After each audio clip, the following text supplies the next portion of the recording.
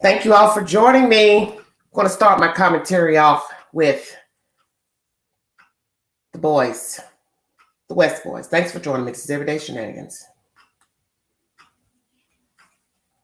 Community gathered on the 15-month mark of the disappearance of Orrin and Orson West, the two boys who were reported missing in California City in 2020. But their bodies have not been found. Earlier this month, the district attorney's office said the two boys are dead and their adoptive parents, Trezell and Jacqueline West, are being charged with murder. The vigil was held outside the Casa Loma apartments in Bakersfield yesterday, where the boys lived with their family before moving to Cal City. I'm out here just as a supporter in the community, and because this case really grabbed my heart, and knowing what we know more today, it's just more heart wrenching. So I just come out here, became friends with the Bio family and other supporters, and so we've all just kind of grown this friendship over the last year, and that will forever have, unfortunately, because of what's happened to these boys. Both Trezell and Jacqueline West pleaded not guilty to those murder charges, and as of now, their trial is expected to start in May. Up next, in 5, Germany honors Nazi camp survivor killed in nuke. All right, everybody. Credit Karma connects your finances in one place to Advertisement, help 5 your hard work seconds. pay off. Download the app to get started. Thank you so much. You, bro. Suggestions, bro. 1 More second. recommended for you, bro. Video My next progress from commentary 1 is second pertaining 1 minute, to 13 seconds. Pause. Chris Watts.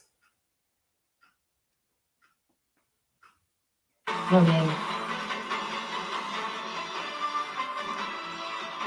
I'm Eddie Valentine. Great to have you with us tonight here on Closing Arguments. And in this hour, we're going to take a look. We're going to start off by taking a look at a case that you might be very, very, very familiar with, but we have some new information tonight. And I'm talking about a man named Chris Watts.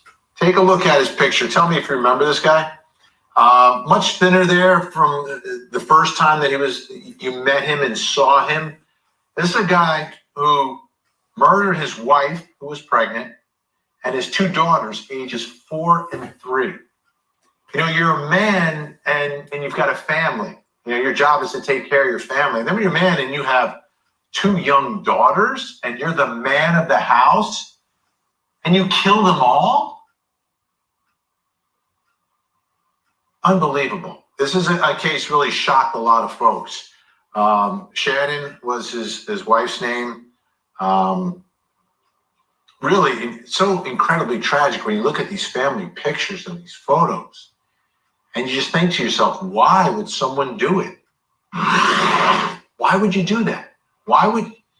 That's what you live for. That's like the dream, is that you have this wonderful family.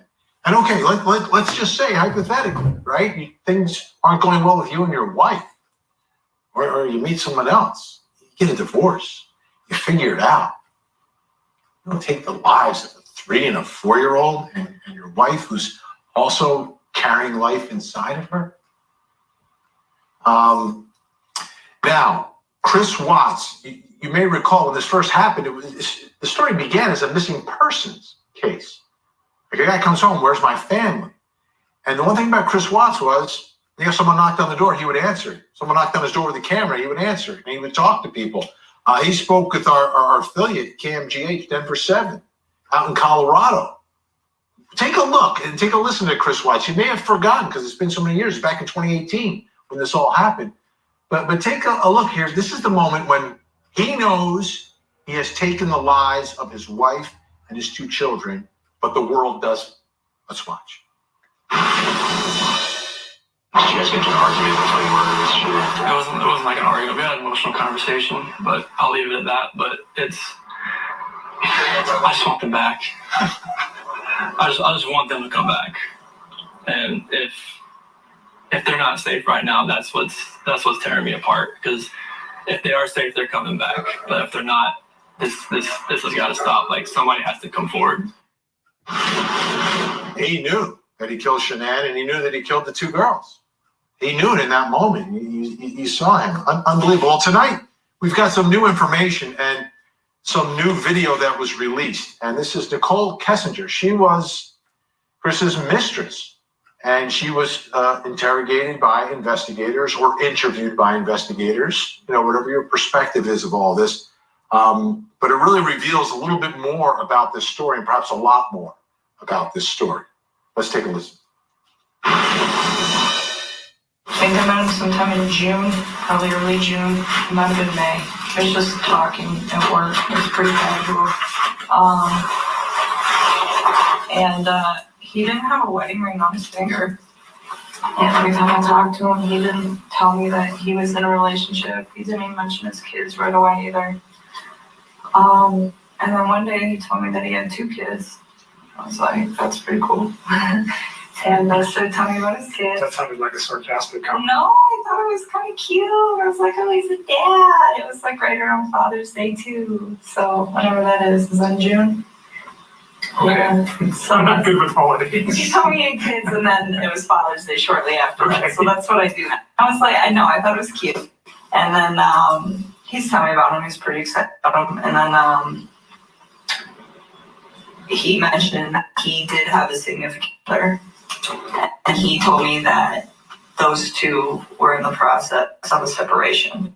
And there were several discussions that we had about his current relationship and where it had gone and what it had caused. And he talked about his kids from time to time, but the thing is he was never hostile. It was never anything aggressive. Like even when he spoke of his wife and the fact that they were separating, it was never like ill. It was still very kind. It was just like, this is not working, and would explain why, but it wasn't anything out of the ordinary or anything that I think would scare me. And to this day, even after everything that I found out, I still look back at that and I don't see any red lights with the way that he spoke of his family. On Tuesday, which would have been the 14th of August, you had read some newspaper articles on the 13th and the 14th that regarded this case. You had also had a conversation with Chris at some point during the day on Monday.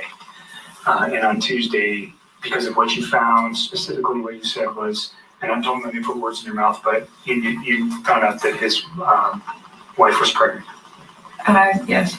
And you did not know that prior. And you found that out via the newspaper articles, and that caused you concern. Well, I just realized that he was lying to me, and I was like, well, if you can lie to me about this, what else are you lying to me about? And it made me realize that maybe his wife was in danger at that point, and it was day 2 too, and she still wasn't home. What did that cause you to do with your phone, though? Oh, what? When I deleted those? I was just kind of grossed out by him, to be honest with you. I was just like, I don't know what's going on right now, but you just lied to me, and I don't want to see this come over my phone anymore. So I removed it. So you already said, but you removed text messages? I deleted all of his stuff because he lied to me. I mean, that's what it was. It was the hurt that made me delete it. And then it was the lie that made me start questioning everything else he'd been telling me for the last few days. And that's when you decided to come forward? Yes. Okay.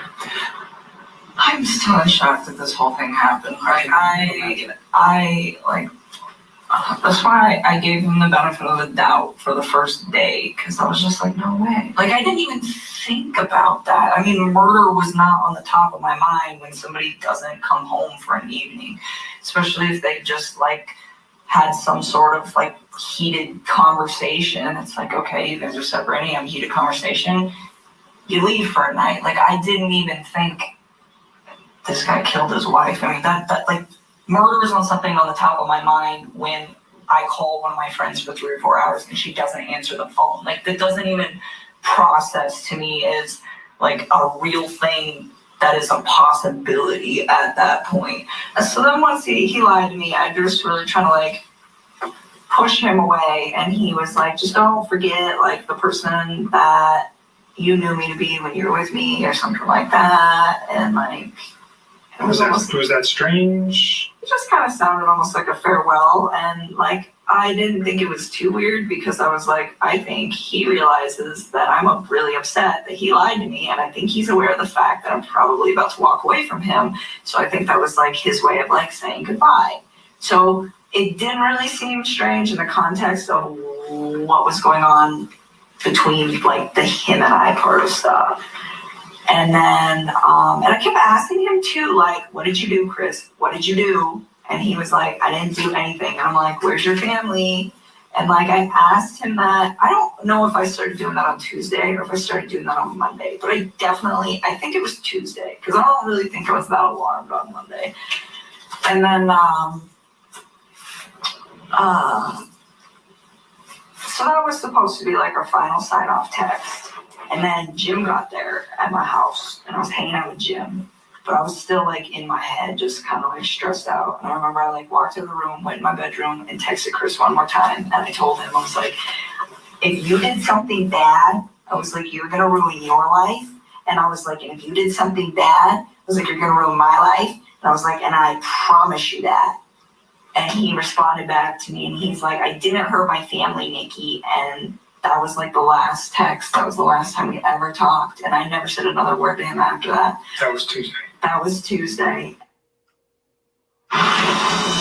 Really fascinating to see how all this went down. And, you know, your lie, that in the Scott Peterson case, the same sort of thing happened when Scott Peterson was lying to Amber Fry. And Amber Fry started to figure all this out. She turned on a dime. Turned on the dime. And I think you're seeing the same thing here. Let's bring in our investigators tonight. Joining me in Atlanta, Georgia, former special agent of the Georgia Bureau of Investigation, Trevor Randall, and in Salt Lake City, Utah, private investigator Jason Jensen. Great to see you both tonight. Jason, let me start with you. When you've got a domestic kind of situation, right, where you've got something's going on between Chris Watts and Shanann, and they've got problems, and she disappears. We've seen it many, many times, but it's really fascinating seeing it through the eyes of the other woman, the mistress, who, now, wait a minute, you're lying to me. What else are you lying about? Very true. I mean, coming from the perspective of a private investigator, we get cheater cases all the time. And the one thing that we all know is that cheating and lying are bedfellows. They come all the time. It's a common occurrence. You know, Trevor, the argument I hear in a lot of these trials that I've covered through the years, where one spouse is accused of murdering the other spouse, and they're always, not always, but many times they have another relationship on the side, and defense attorneys get up and say, well, you know, it's a huge leap from adultery to murder, right?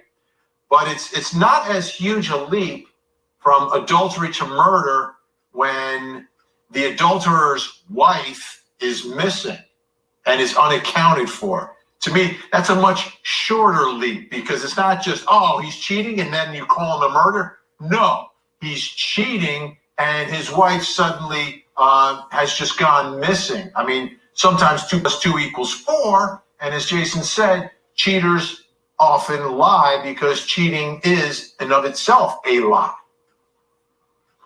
That's right, Vinny. And very early on in this case, if you recall, when he's talking about, you know, if she's okay, she'll come home, but if she's not, you know, we love it when we let these individuals talk, or somebody sticks a microphone in their face, because the more they talk, the more we're listening, and the more we're going to be able to read into a lot of calls. You know, just based on our experience, we can tell when people are lying to us. We can tell when they're lying to you in many instances, when they're talking to the public and trying to play that victim role. So we just continue to, you know, allow them to talk. And they also help us close that gap, as you mentioned. It's not such a great leap, you know, from one thing to another, you know, where we're calling you a suspect in a case now with a missing mom and her kids. It's not that big of a leap. And even more so now, in the eyes of these juries, it's not always bad that they watch a lot of TV. Most of the time it's bad for us, because they expect that, you know, 2-hour, 2-minute DNA. But because they do watch a lot of TV, they know that in many instances, this is how these cases will end up. If the mom or the wife and the husband were having problems, the suspect in this case, and then they end up missing or worse, dead. Jason, you know, when you get the other woman to cooperate, can be incredibly valuable in getting to the truth. And it really seems here that this was a big moment in the investigation when you've got the mistress coming forward and laying out what is going on and what he's saying to her, because now all of a sudden, oh, wait a minute, he's not just lying to us, he's lying to everybody. So we've really got to zero in on this guy now. Right.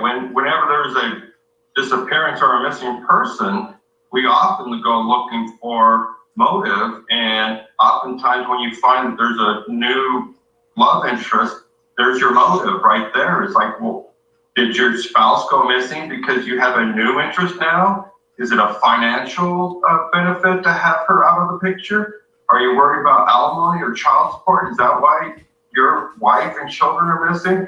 And then if you notice in the interview from 2018, when Chris Watts is talking to the reporter, he's really laughing it up about, his explanation of things, that's like duping laughter. So yeah, when they talk to the media like that, it's very helpful for law enforcement to put their case together. Jabbar, why don't you take a look at Chris Watts? This is a police body cam from August 13th of 2018. This is the day that Shanann was reported missing. Do you have any friends around here? Just for friends? Yeah, she got friends in Frederick, Erie, Aurora, that part of Erie, Broomfield, Parker. Have you tried to contact him? Oh, yeah, we've exhausted every option. The last thing I'm going to do is hospitals. Hotels. There's so many, but and no one's heard from her today. Have you checked your bank accounts? That's the thing I was going to do, because I don't have access through here. Let's go check those and see if she pulled any cash out or if there's any strange charges or anything. Okay. The doorbell is on ringing. Yeah, like when the visitor does, but I don't think the speaker is on where you hear it by. Okay. I guess my question for you is, what did you show her leaving with the kid? Did you have any alerts? If she came out here, yes. Did you have any alerts today with that? Just when her friends were here. Does it only record when the doorbell rings, or anytime someone? You're right. It should just start the proximity should hit up. Jabbar, is it just me, or in these cases of these killer spouses, when they're being interviewed before they get arrested, right? It just seems that the guilty ones tend to over-explain a lot of things once they're talking, once law enforcement is there. I think they over-explain things that aren't really related to the fact that your wife and your 2 daughters are missing. They do. You're exactly right. That's not a coincidence. It's one of the things that we train our young investigators to look for. In fact, let them talk. We stress that. Given the opportunity, they're going to talk. They're going to explain. They're going to over-explain. He's talking about other individuals visiting and that being caught on ring camera and not at all addressing what the officers are asking him to address as far as those alerts. Or any video showing his wife and children in the house. Unbelievable. Okay. Up next in 5 body cam right. Chris Watts Sorry about that. We love our new apartment. Advertisement 15 seconds. Video will play after that. At least Geico makes bundling our renters and car insurance easy. All right, everybody. Let me get you to the next one. Thanks for joining me.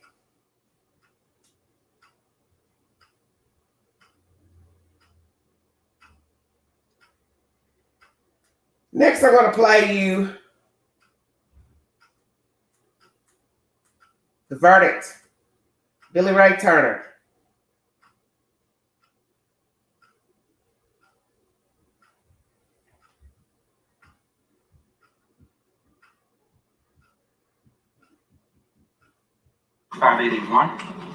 Mr. Turner's present. All trial parties are present. Mr. John Pete Perry, Mr. Andre Thomas, Mr. Turner, Mr. Paul Hagerman, Mr. Austin Schofield for the state. I'm told that the jury has reported they have reached a unanimous verdict on this case. Are both sides ready to receive the verdict of the jury? Yes, Your Honor. For those folks that are here, spectators and other folks, I want to thank you for your presence on the week. I have no idea what the jury's verdict is, but we have to respect the verdict of the jury, whatever it is, whether it's guilty or not guilty. When the verdict is received, you cannot express any emotions or do anything that would denigrate or devalue the verdict of the jury. So whether it's good emotion, yay, screaming, yes or no, or if it's a verdict that you don't want, whichever side of the verdict you stand on, you have to respect the verdict of the jury. Cannot show an emotion when the verdict is published in the courtroom. You've been patient all week. Been patient for 12 years. Ms. Turner's been very patient for 5 years.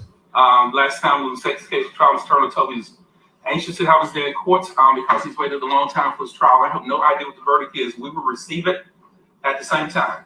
I'll read it before I publish it, but I will know the verdict when I get the jacket from the jury. And please make sure to respect the court's rule and respect the verdict of the jury, and do not show any emotions, yay or nay, or celebrate or groaning. It would not be respectful for that jury, and I cannot allow anyone to disrespect the verdict of the jury. Deputy Smith, can you bring the jury, please, sir?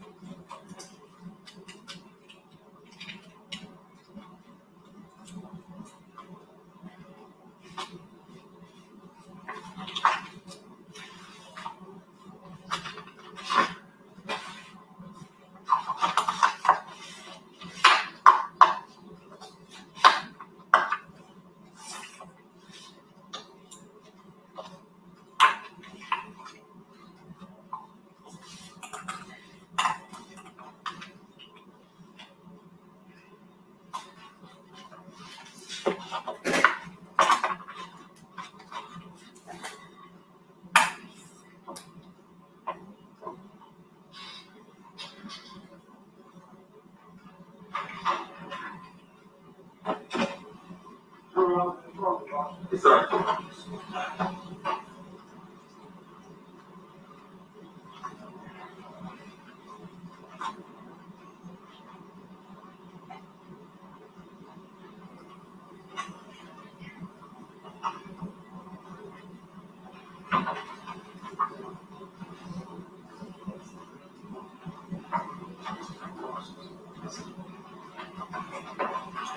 Thank you, ladies and gentlemen. Everyone can be seated. Ladies and gentlemen, the jury, Deputy Smith is reporting to me that you have indicated you were all reached a unanimous verdict on this case and all 3 counts of indictment. Is that correct? Yes. Do any of your members indicate you did not reach a unanimous verdict? Let the record reflect that all ladies and gentlemen of the jury indicate they have in fact reached a unanimous verdict on this case. It's a 4-person. You can hand the jacket to Deputy Smith for me, please, sir. Thank you, Deputy Smith.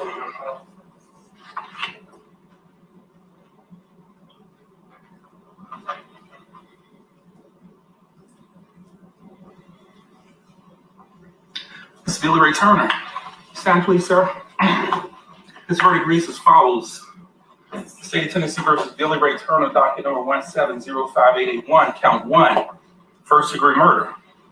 We, the jury, find the defendant guilty of first-degree murder as charged in count 1 of the indictment. Count 2, conspiracy to commit first-degree murder. The verdict reads as follows. We, the jury, find the defendant guilty of conspiracy to commit first-degree murder as charged in count 2 of the indictment. Count 3, criminal attempt first-degree murder. The verdict reads as follows. We, the jury, find the defendant guilty of criminal attempt first-degree murder as charged in count 3 of the indictment. And this verdict and jacket is signed by the 4-person of the jury, by the foreman, rather, of the jury. Well, sir, you may have a seat, please, sir. I'm not going to call you by names. I'm going to go by the number in which you're seated in the jury box.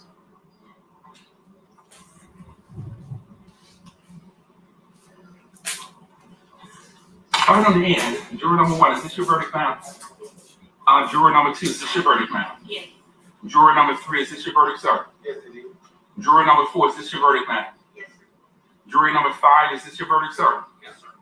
Juror number 8, is this your verdict, sir? Yes, sir.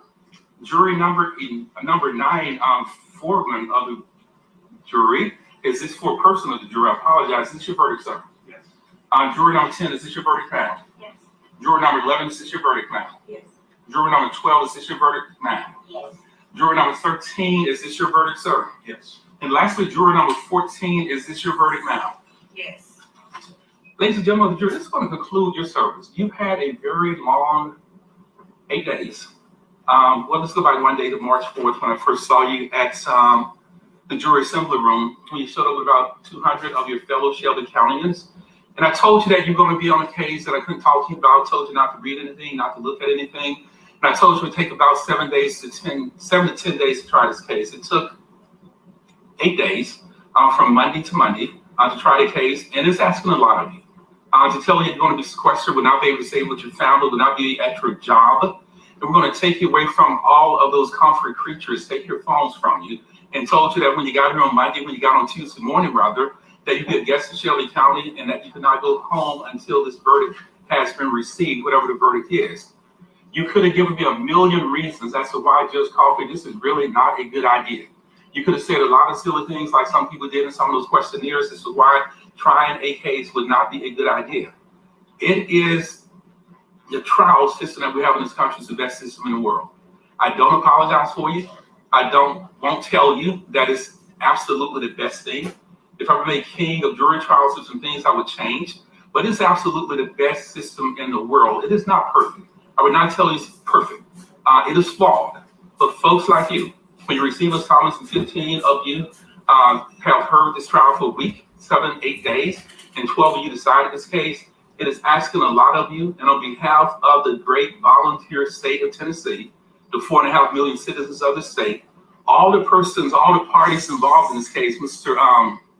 Billy Turner, Mr. John Perry, Andre Thomas for Mr. Turner, Mr. Paul Hagerman, Mr. Austin Schofield for the state, on behalf of all of the family members of Lorenzen Rights, Ms. Deborah Marion, who has been waiting 12 years to get what she believes is justice for her son. I want to thank you for all the court personnel that you've taken 8 days out of your life to hear this case. When I told you March 4th, when I told you Monday, that you make a decision as to what happens in your community, it's not your president, it's not your governor, not your mayors, not your judges, not your elected officials. Jurors make a determination as to what is, in fact, against the peace and dignity of the state of Tennessee. Thank you for your service. I'm going to get you out of here in a few minutes. I know you're ready to go home. We're going to give you back those cell phones that probably needs to be charged. We'll get those back to you in a minute. And I need to handle a couple other legal issues on this case. And once I've done that, I will bring some jury certificates that would indicate that you were impaneled, you were sworn, and that you did in fact serve on a trial in this case. You would get a check in about 2 or 3 weeks. Great big check. If my math is right, 221 whole United States dollars. The very small token of appreciation for your jury service. Don't spend it all at once. Try not to spend it all in one location. And I hope when you look back on this case, I told you that you will have friends, you have folks, you have alliances. You will have people that you stay in contact with for the rest of your life. It's been inconvenience. I thank you for your patience. You've been very gracious. You've been very kind. Ask the deputies every day, how's the jury doing? They all tell me the same thing. Judge, these are a great group of people. They're doing really well, they're getting along well, and they are doing a great job. And I thank you for your patience. Thank you for your service. Bear with me in a few minutes. Need to talk to the lawyers about a legal issue or two. We'll bring some jury certificates, and we'll get you out of the building soon. If you want to talk to the lawyers, let me know. I'll make you available to talk to the attorneys. You don't have to talk to anyone about anything ever. And that's something I will continue to tell you. You never have to explain your verdict to anyone. Sometimes the lawyers might want to talk to you. If you want to talk to them, you may do so. And if you tell me, Judge Coffey, we don't want to talk to the lawyers, they will not try to talk to you. They will not have any contact with you at all.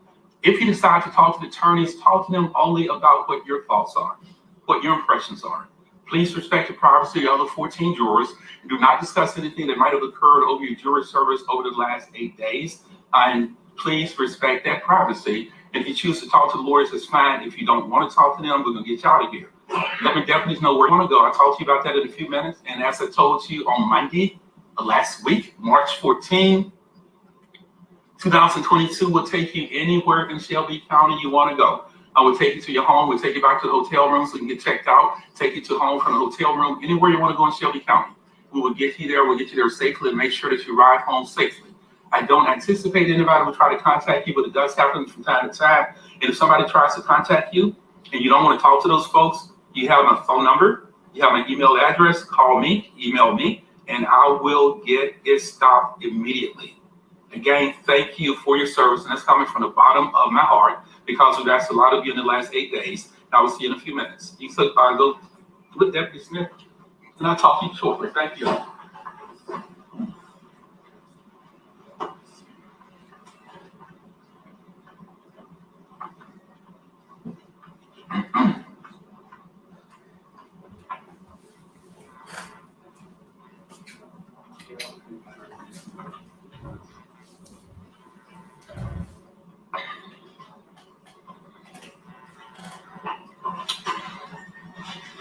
All right, everybody. Billy Turner, docket number If you want to tune in, this is on my community page. I'm going to cut it here. On this case, and all members of the jury have been individually polled.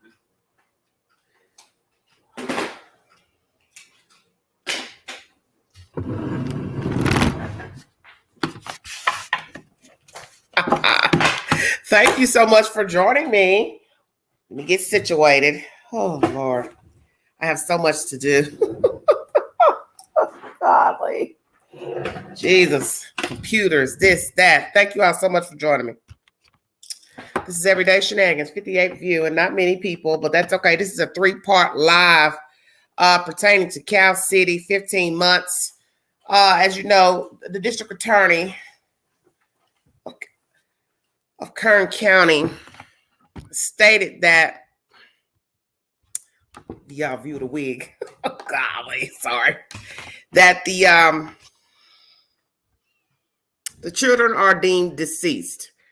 And second live storyline is pertaining to Chris Watts' ex-girlfriend. I showed you Court TV's video of her interrogation, her basically giving her a rundown of her relationship with Chris Watts at the time and whatever conversations they had with one another. And then number 3, Billy Ray Turner was tried in Memphis, Tennessee, and a verdict came back last week of guilty of first-degree murder in the death of Lorenzen Wright, a former NBA star out of Memphis, Tennessee, and he played for the Memphis, I guess it was the Grizzlies, if I'm not mistaken. A very baffling story. I put all 3 of these topics in the live because it just cuts down on my time instead of doing individual lives. Each case is of a murder. The boys have been deemed deceased by the state, California. Chris Watts murdered his wife and 2 girls. And thirdly, Lorenzen Wright was murdered by, allegedly, 3 people. His ex-wife, Cheryl Wright, who was the facilitator, doing 30 years in a women's prison. Number 2, her cousin, also linked in, got immunity for testifying as the star witness. And number 3, which is really 2, Mr. Billy Ray Turner. He has been deemed the shooter of Lorenzen Wright. And as I said, Cheryl's cousin got immunity for testifying against Mr. Billy Ray Turner. You can feel free to go back into the YouTube queue to go to either Law and Crime or Court TV, and they will bring you the said information pertaining to the trial if need be. Thank you so much for joining me. I'm going to go ahead and drop the link. There was a Marcy Sneed in the chat. If indeed you know Chris Watts' ex-wife, I would like for you to come up and give your commentary pertaining to knowing her, your relationship to her, how long you've known her, because I'm sure there are people out here that would like to hear from you since this commentary has just now been released of Chris Watts' ex, the interrogation This information is just released. So, ma'am, if you'd like to come up, Miss Marcy, and speak to the public and let us know of your friendship, we would be glad to listen to your commentary. Now, perhaps you don't know her and you're just saying that in the chat that you know her. So we will question that at this point. And yes, I've looked up your Facebook profile. Allegedly, that's you. That's the same name that's in this chat. I want to make sure that you were a real person. I don't know if you are or not because I don't know you, but I'm just letting you know you are welcome to come up here and give your said commentary. We're going to start off. Yes, Billy Ray showed no emotion. And that's why I'm doing this live this evening with all three topics. Why would someone kill two innocent boy children, 3 and 4? Why would a man kill his wife and 2 kids and dump them in an oil pit? And thirdly, why would this man kill a woman's ex-husband? Cheryl was not married to him at the time of his death, so it made no sense to kill him. Was it indeed for the insurance money? She knew that she was still the beneficiary of the said policy. He never took her off, which he should have done. And she orchestrated this crime with her cousin and Mr. Billy Ray Turner. It is said that they believe that Mr. Wright's mother believes she's the one that shot him in the face. I didn't even know that he was shot in the face, but I do believe he was shot more than multiple times. And it doesn't take that many bullets to kill a human being. And I think we all know that. Overkill. Why? Viciousness.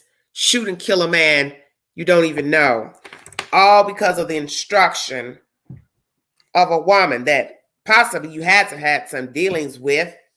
Because why would a man risk his own livelihood to shoot a woman's ex-husband? They're not married. They don't have any entanglements. All they have are children together.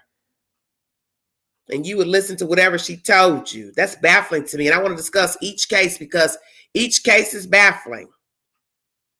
One man has a wife and kids. He doesn't have the fortitude to tell her the relationship isn't working. He isn't happy. So he kills her and the kids and lies about it. As you saw him being interviewed by the police, interrogated. They came in the house, walked around, and he acted as if they're just missing, gone, whatever. But he knew he had killed her and those kids. Very sickening. Why would 2 people kill 2 small children? What did those kids do to you for you to want to kill them? Were they killed at the same time? Where are their bodies located? As for Mr. Lorenzen Wright, why would you take the life of this man when she was not married to him? What did she tell you that would make you go ahead and kill him? And also you and the cousin plotted alongside her. An attempt on his life was in Atlanta, Georgia, where he lived. You all crawled through a window that Miss Cheryl Wright left open and thought it was him lying on the couch, but instead it was his friend. That guy has spoken to Court TV if you need verification for that said information. Very baffling information. All 3 stories, major news stories of unwanted deaths. Deaths of people who didn't do anything to the said party. Now, as far as Lorenzen Wright, I believe it's part revenge. She was angry, mad that her marriage was not working out. Finally, they went their separate way. Either she filed, he filed. I don't know all the logistics. But I think it was a jealousy issue. She was mad because she didn't have the man of her dreams, the man that she wanted, like other women. That was said about Mr. Wright, that he did have affairs. But my thing is, once you decide to divorce, move on, it's water under the bridge. But I think she was still a scorn machine.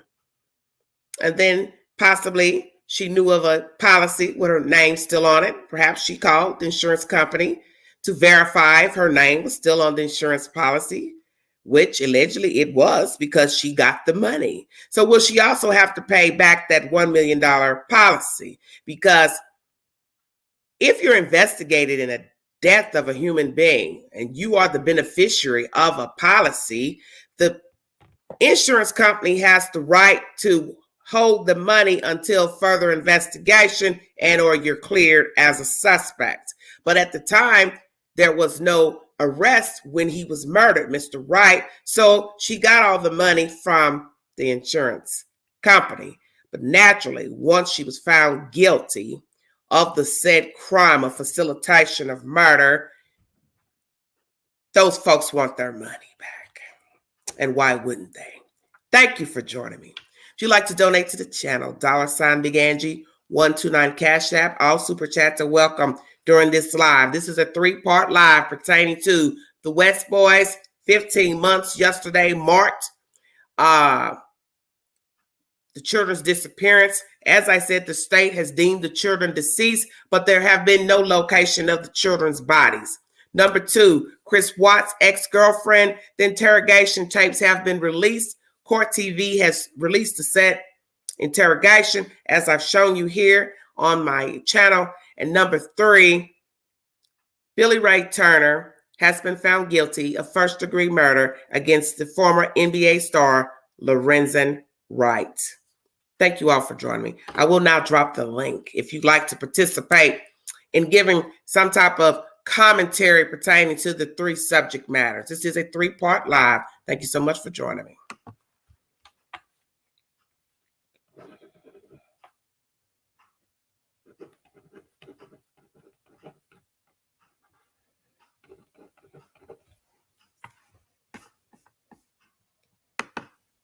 And thank you for those who joined the Queen early this morning. I do have an earlier live that I put up this morning.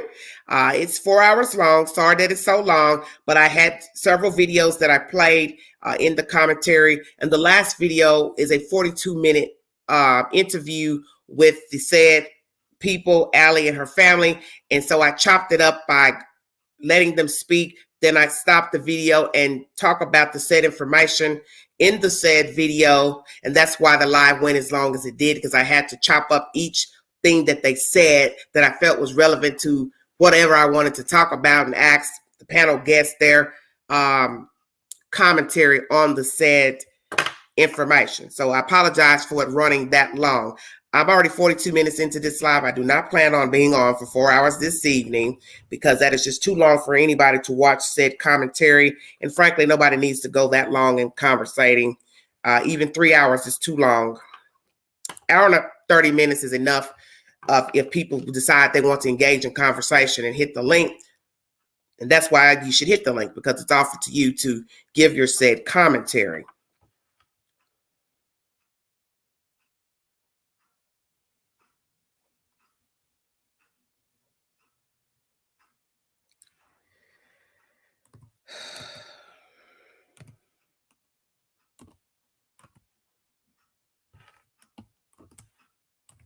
Never ending.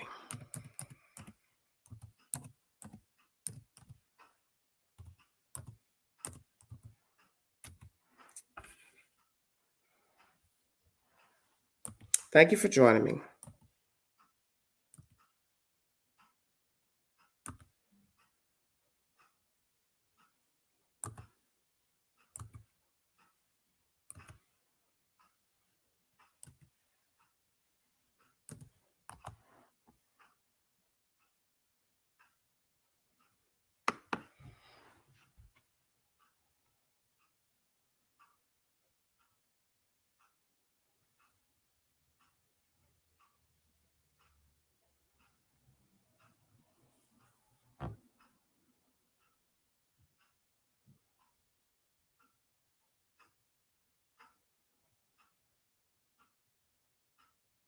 If you'd like to give commentary on either storyline, the storyline pertaining to Chris Watts' ex-girlfriend, her interrogation has been released to the general public for viewing. Billy Ray Turner found guilty of the murder of Lorenzen Wright, and the missing boys out of California City via Bakersville via Cal City, which is soever. As you know, the children have not been found. And yesterday marked 15 months that they were reported missing from Cal City. Thank you for joining me.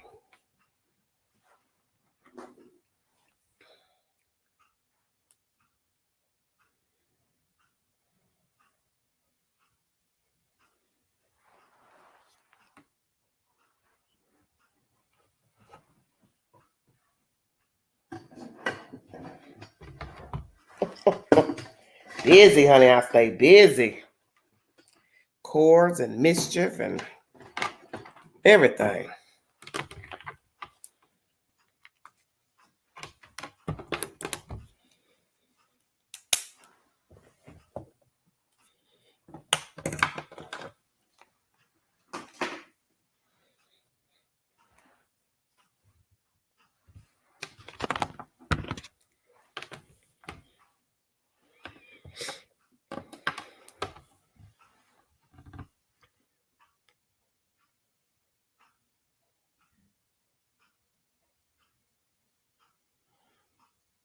Anybody out there have something they'd like to add to the commentary?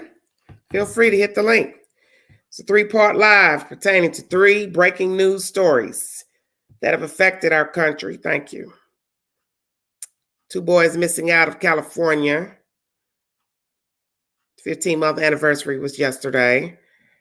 Chris Watts' ex, her interrogation video has been released to the public, and Billy Ray Turner found guilty of the murder of Lorenzen Wright. Thank you all so much for joining me.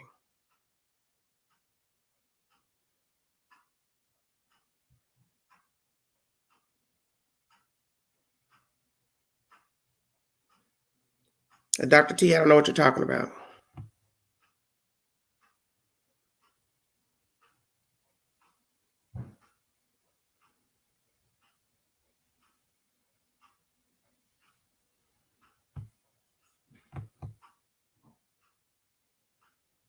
I don't know what you're saying.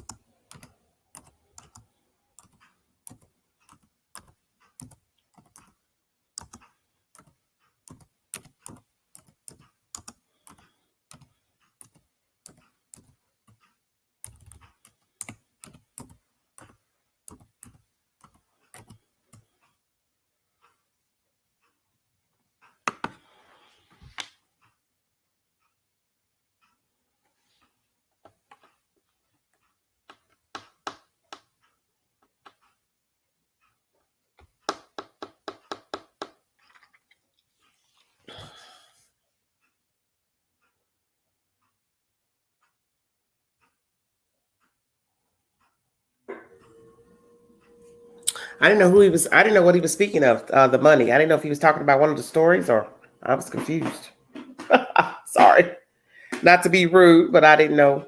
Was he saying support the channel or support the...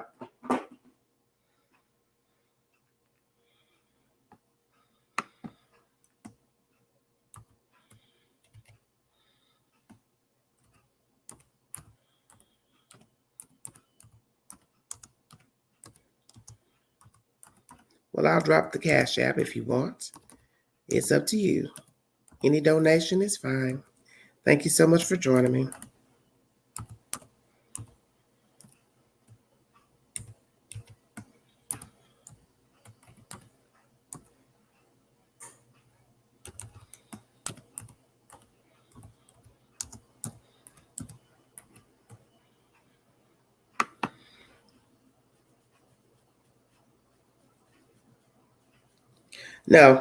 No coffee cups. I do not. I don't talk about any more children's stories.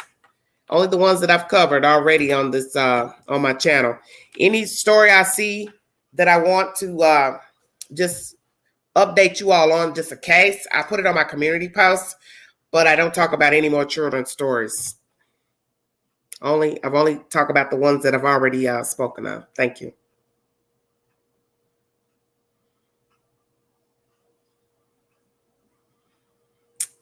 Hello, everybody in the chat. Thank you for joining me. It's a slow run today.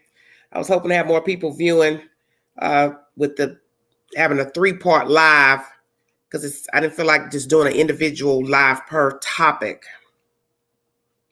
Because last night I wanted to bring the Lorenzen Wright story, but I was just too exhausted last night to even go live. Hit the link if you want to give your opinion pertaining to the West Boys, Chris Watts, the interrogation of his ex-girlfriend, and the first-degree murder verdict of Billy Ray Turner. Thank you for joining me.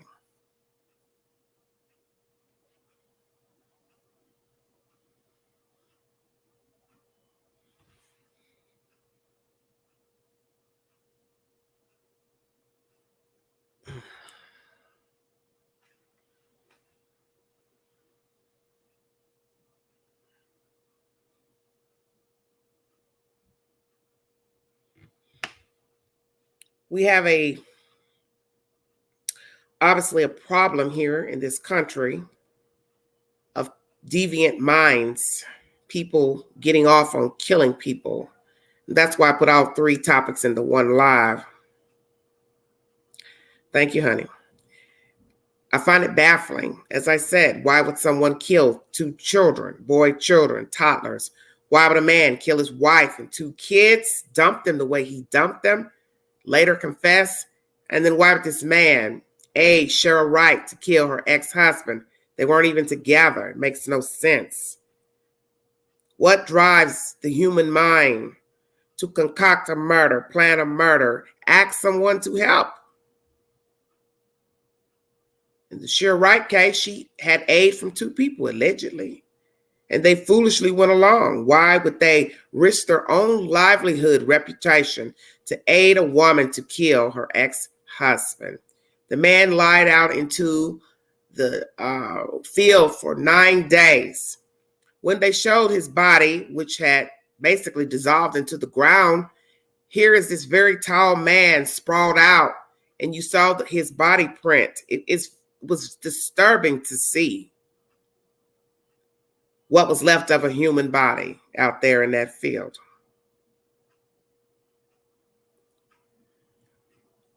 Well, Molly, why don't you hit the link?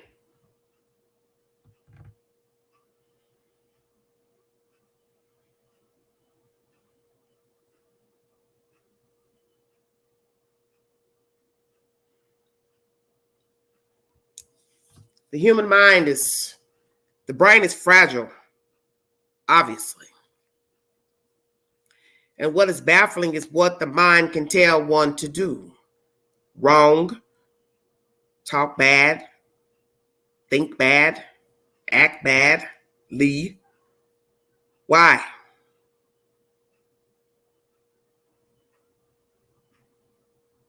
Saying one thing, just doing another. Why would you kill another life? It's a difference if someone was after you, trying to harm you, hurt you, deliberately, maliciously. You had to defend yourself. But to kill a child is defenseless. You having problems with your wife? Why would you kill the kids? See, it's even wrong even if you just killed the wife and let the children live. But with the Chris Watts case, I believe he did not want to be a father nor a husband. Double jeopardy. 3 for 1. He wanted that woman. And as Vinnie Politan has said in this Court TV segment, or one previously, that's usually the motivation. It's somebody else.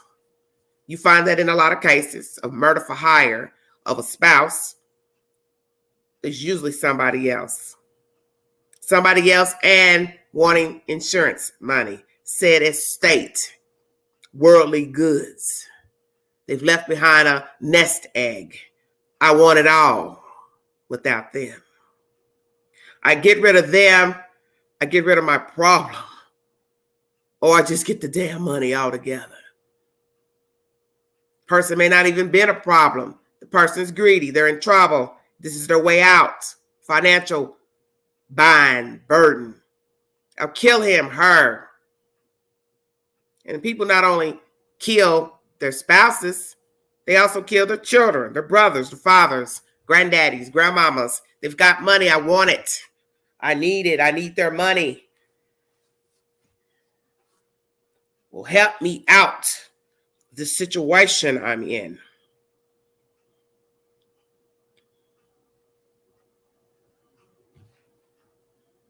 Very baffling to take a life. And all three stories are of lives snuffed out with no regard for them. 2 itty-bitty spiders snuffed out. A wife and 2 itty-bitty spiders snuffed out. And a grown man snuffed out by his ex-wife, 2 conspirators. And I'm praying for Miss Wright that she will be able to peacefully move along now on the earth, knowing that her son's death has been vindicated. And all parties are now incarcerated and will not be getting out. And as for the cousin who aided Cheryl Wright, he's most disturbing as well, because he later, I believe, killed his girlfriend.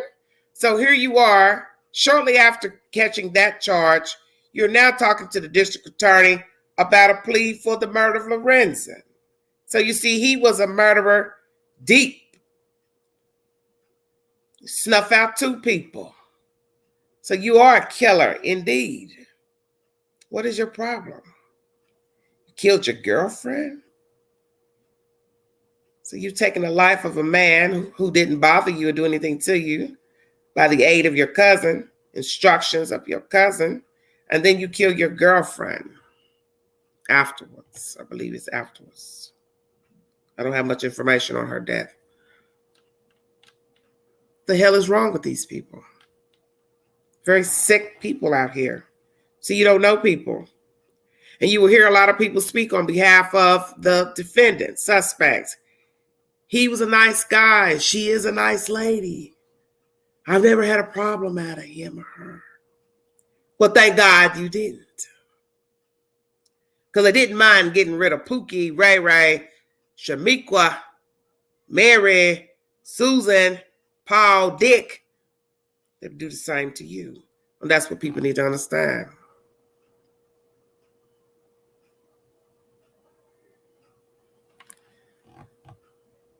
Very sick situation. Take a life for no reason. Excuse me, getting some background noise. Hold on one second. I need to take care of. Thank you for joining me.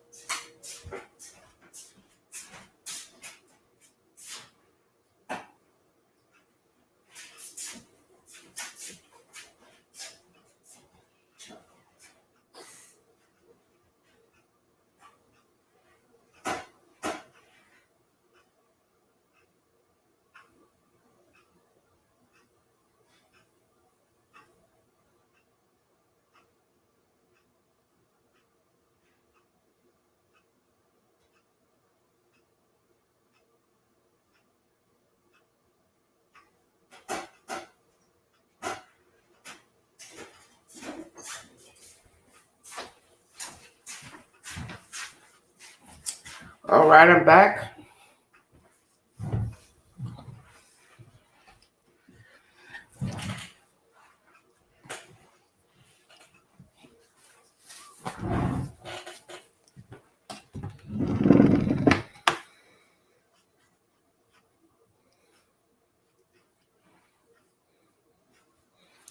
Well, Molly, it's not that hard. You all make it difficult. You don't have to show yourself. I don't understand the problem. But I'm not getting ready to discuss that.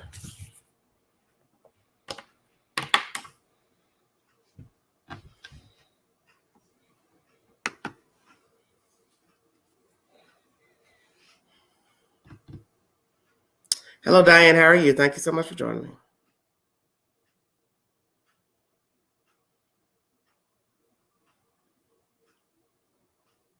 I have a link. If anybody has something they like to say to me, this is your opportunity. That's the purpose of the link. I shouldn't have to keep repeating this every time I go live. If you have something you like to say, there's a link. Hello, Joy. How are you, honey? Thank you for joining me. I don't know what else to tell you.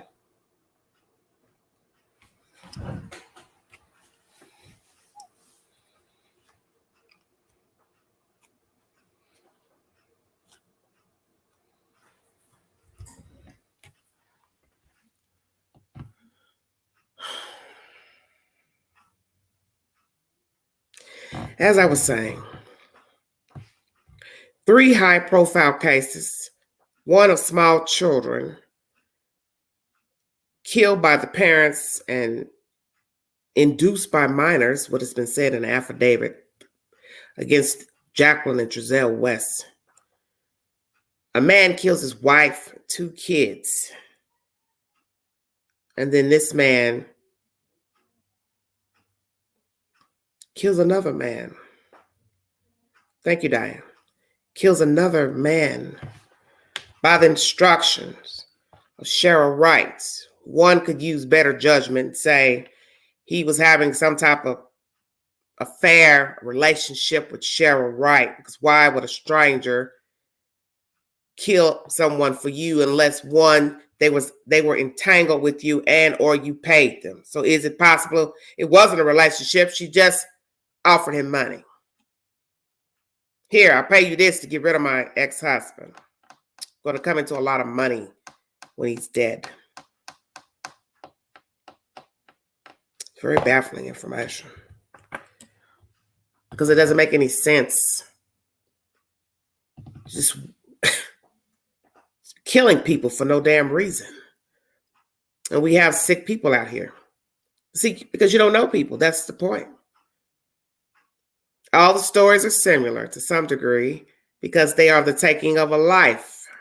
The motive may be different than the motive over here, but nonetheless, someone was snuffed out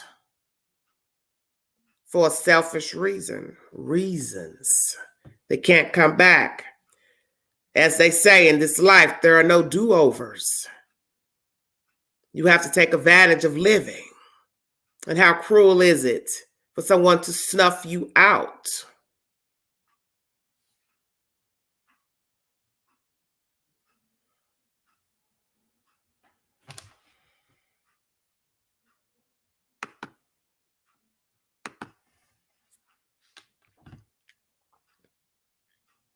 To snuff you out. It's one thing to not like someone, despise someone, but to plan their demise is unacceptable.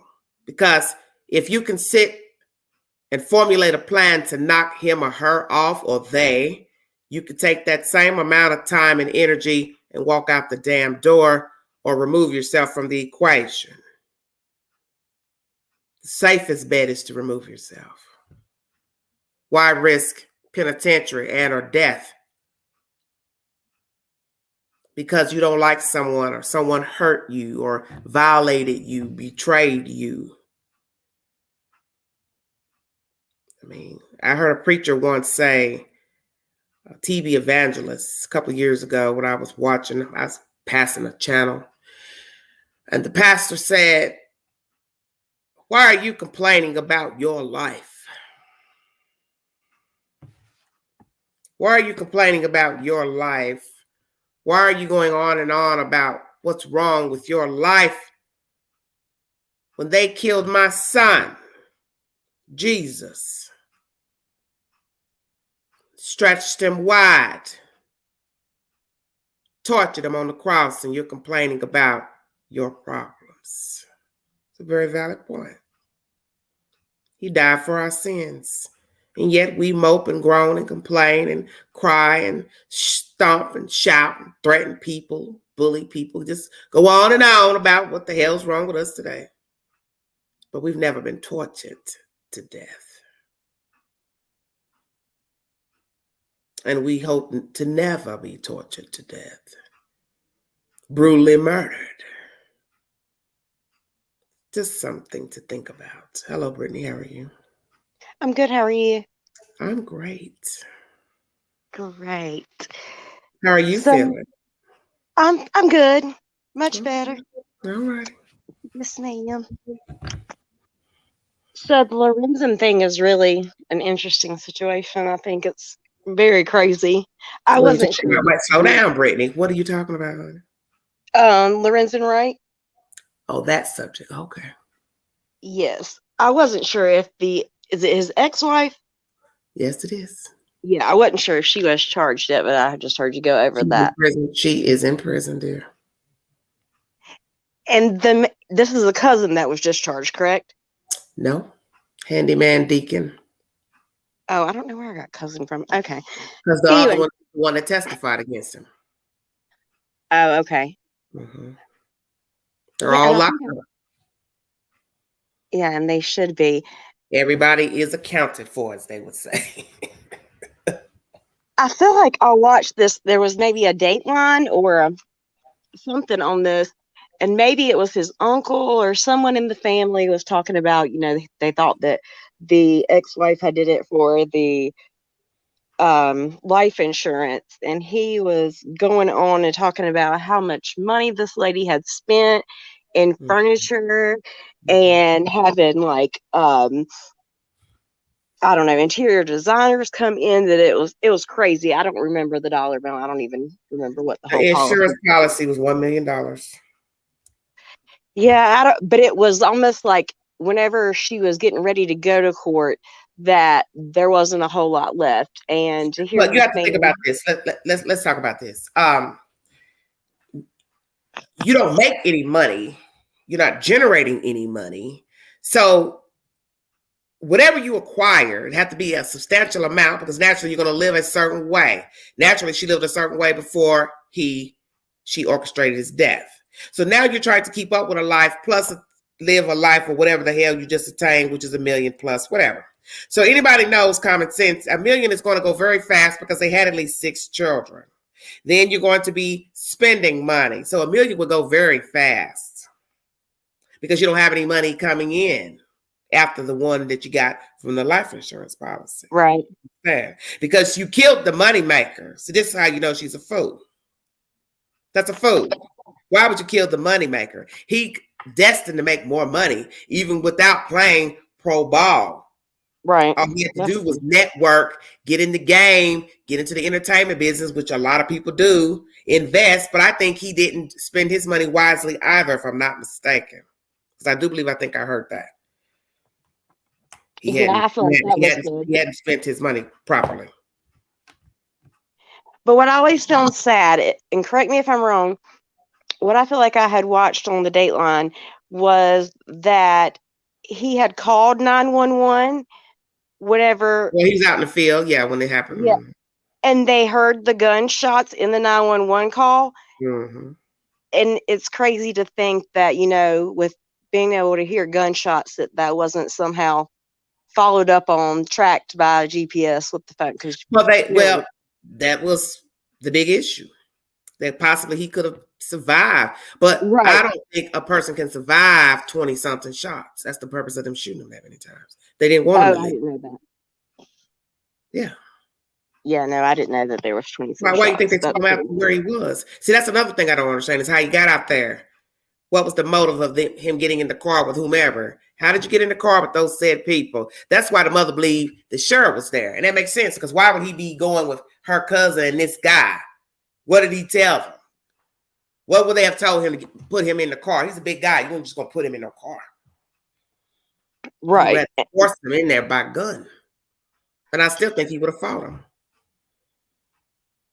And I'm not sure if they still had some sort of relationship going on, because I swear I feel like, and what I did see on TV, that possibly whenever he had came in town right before it happened, that he was. They said they were trying to mend their relationship. I don't know if it was exactly the day that he came into town to see her, because possibly he just came to see his children. But there was a mention of them trying to get back in good. But I think that possibly didn't work out, because then you have to ask yourself, why kill? I'm going to say it again, the moneymaker. Right.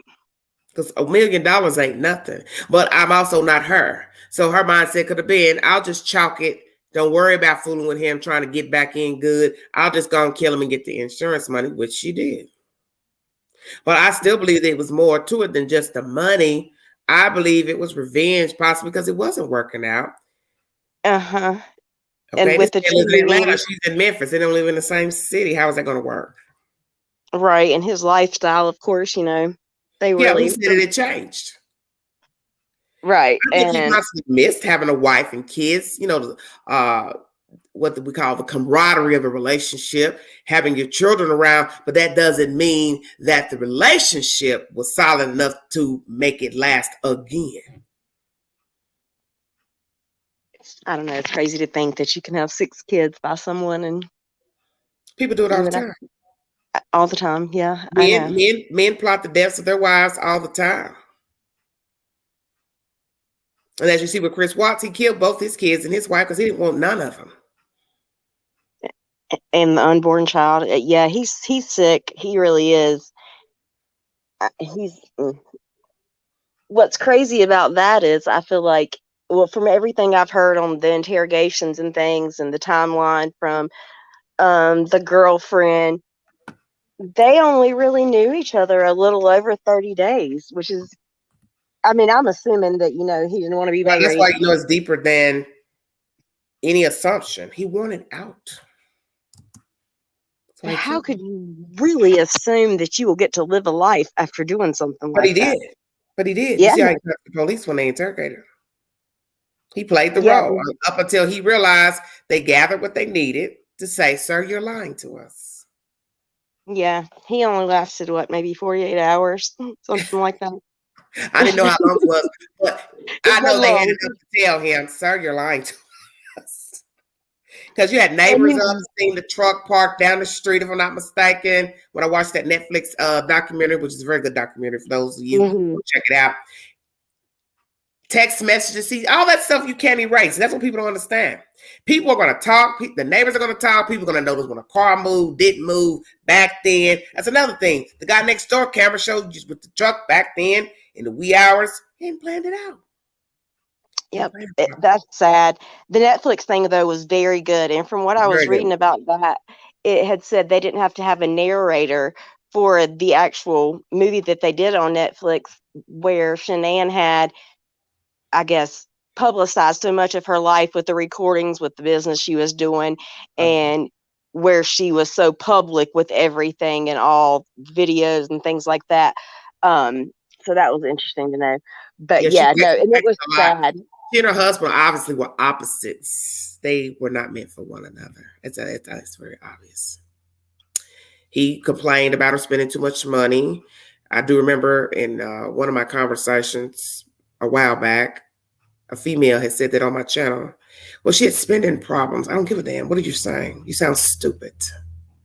Yeah, that's if that's the case, a lot of us would be dead because we spend too much money. Definitely. And somebody trying to kill somebody because they spend too much money. My husband spends too much money. My wife's girlfriend spends too much money. Let me go kill them.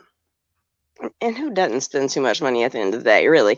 So no, I feel like there was a lot of things that played into it. I think his weight loss and it was everything. And that's what I thought. He once was a chubby guy. Once he lost the weight, he probably started, as old folks would say, smelling his own funk. Mm-hmm. He got beside himself. But still, people lose weight every day. Still not a reason to kill somebody. You could just easily say, well, I've lost interest in you. I don't have anything in common with you, I feel. So I'm going to move on. Well, move on. I mean, Vinny said it best. Move on. Get a divorce. Exactly. You're going to kill your whole family because that's what it was. He was feeling himself.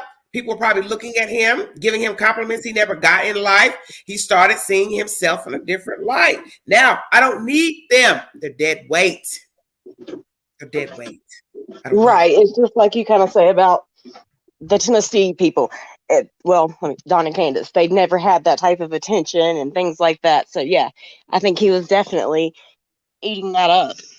To put your children into I'm sure he had a lot of people. I'm sure he had a lot of women looking at him, oogling, hi, how are you? You going to the gym, working out. Naturally, there are women there. They're looking, and then he may not even been the type to even been looking. He could have just been, he's noticing that somebody's looking at him, and then he's thinking, oh, she's looking at me. Then before you know it, it's another chick she's looking. The next thing, we got somebody saying something, and this is what happens in affairs. One thing leads to another. But it should not lead to murder. Yeah, that's a whole different ball game. Just snuff somebody, plural, out because somebody looked at you or waved at you or showed you attention. It's sad. It's crazy. And I don't know that I think that the girlfriend was a part of it, but I definitely don't believe her whole story. What don't you believe?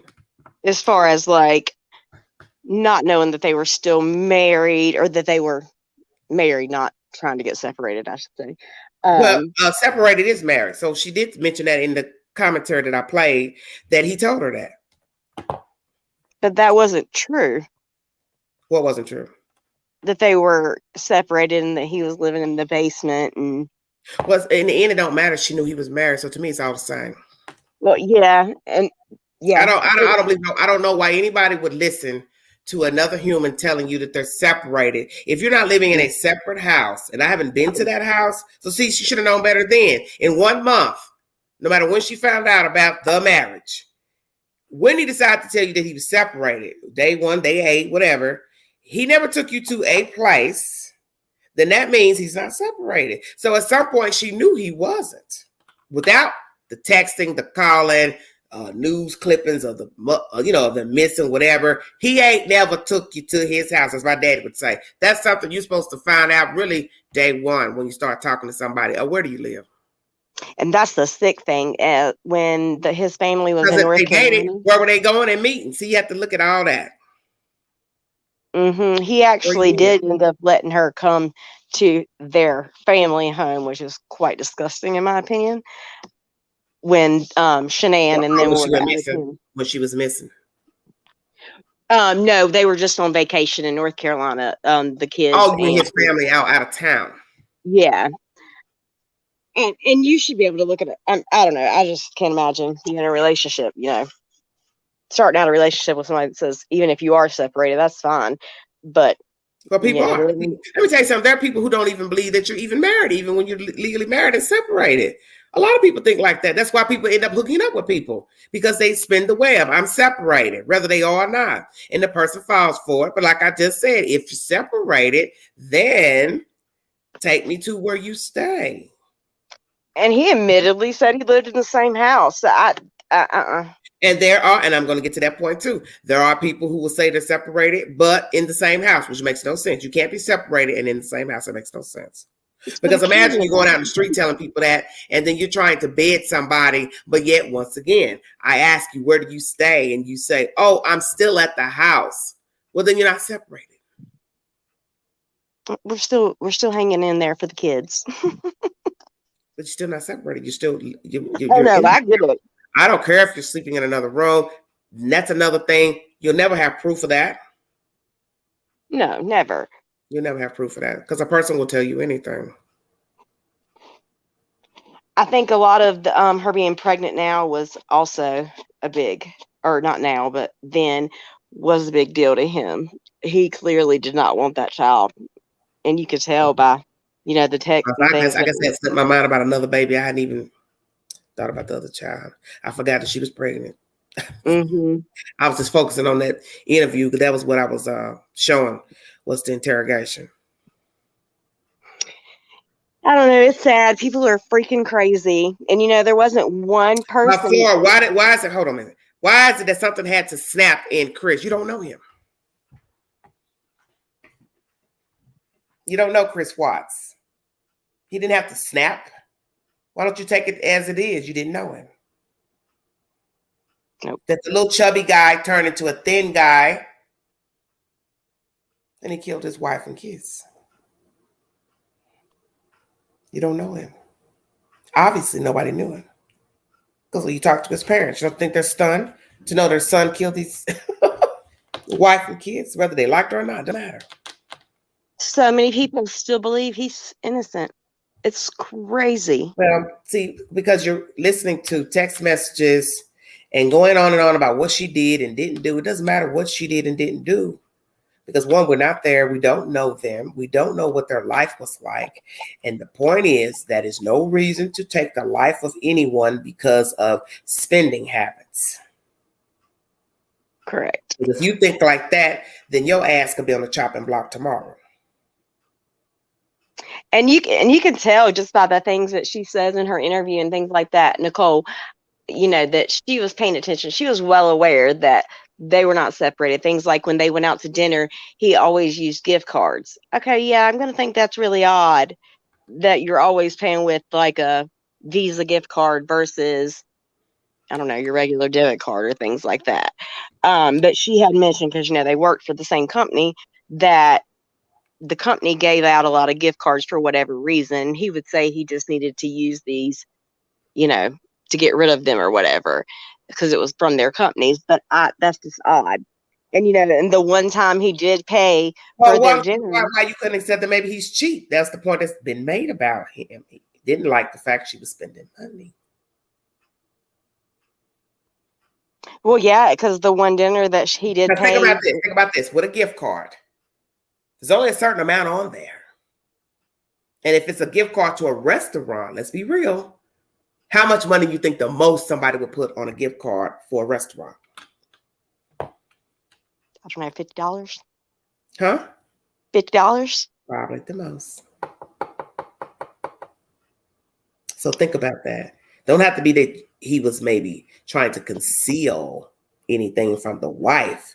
Maybe he was just what it's been said. The wife spent a lot of money. He didn't agree with how she spent money, what he deemed a lot. And he was just a cheapo. Because there are a lot of men who are very cheap. Frugal, some would like to say. True. I guess I'm just thinking, all things considered, you're still in the same house with her. I don't know. I just think it's odd. Because, like I said, the one time that he did use, I think it was a credit card to pay for their dinner, from the text, immediately Shanann contacted him and was like, I think it was only $60 too. Why did you spend $60 at such and such? Mm-hmm. And he claimed he paid for a friend's meal or whatever. Mm-hmm. So I think he knew that she was paying attention to things. But I do think there were money issues well. CR saying she was looking up a wedding dress. Well, see, that goes to maybe he told her some things for her to consider looking up a wedding dress. I'm going to leave her. I'm going to do this. But I get what you're saying. Perhaps she didn't tell the whole truth in interrogation. She might have just want to play it off. Yeah, I found out about what he was doing. I cut it off when I saw this, and this. Because they went on and on about the text messages. Why'd you erase the text? So I didn't really think that was right to ask that, because I don't keep text messages from people. A lot of people keep their old text messages. I don't. Everybody know you can dump the damn phone. You'll find the text messages anyway if you just want to see what the hell I was talking about. But I don't keep the last text message that people keep. I don't want to see all those messages clogging up my cell phone. You know, when you go in the menu your messages and it shows the last person that sent you a message or whatever, or who I sent. Why I want to look at that? For what? Well, I can just clear it out. But there are some people who don't erase their text messages. I know people right now, they keep all their messages in Messenger, all their text messages, and can go back and tell you what the hell they argued with somebody about 2-3 months ago. And you're like, huh? You kept that for what? I don't know. I just kept it. It's everybody different. Right. Some things I delete. There's some people that I talk to on the regular, I guess. The very reason is why you should always erase messages and stuff. Because one day you may forget and go somewhere and say, hey, I need you to check my phone. And you got pics of people's private parts, all kind of stuff, nasty messages. And then there they are opening up. There it is. Now you see where I'm going? Mm-hmm. Because you forget about stuff like that. If you go, let's say something happened to your phone got cracked, or you need the technicians to check something on your phone. You forgot all about private part pics, you cussing somebody out, and then they go open it up, they can see like, oh damn. You understand what I'm saying? Oh yeah, you go to Walmart and put your little thing in to print out pictures, everything in your gallery is gonna show up. Well, that's what I'm saying. That people don't think about stuff like that. People think, well, if I keep my phone locked, then I ain't got to worry about nobody peeping and looking. Yeah, I get that.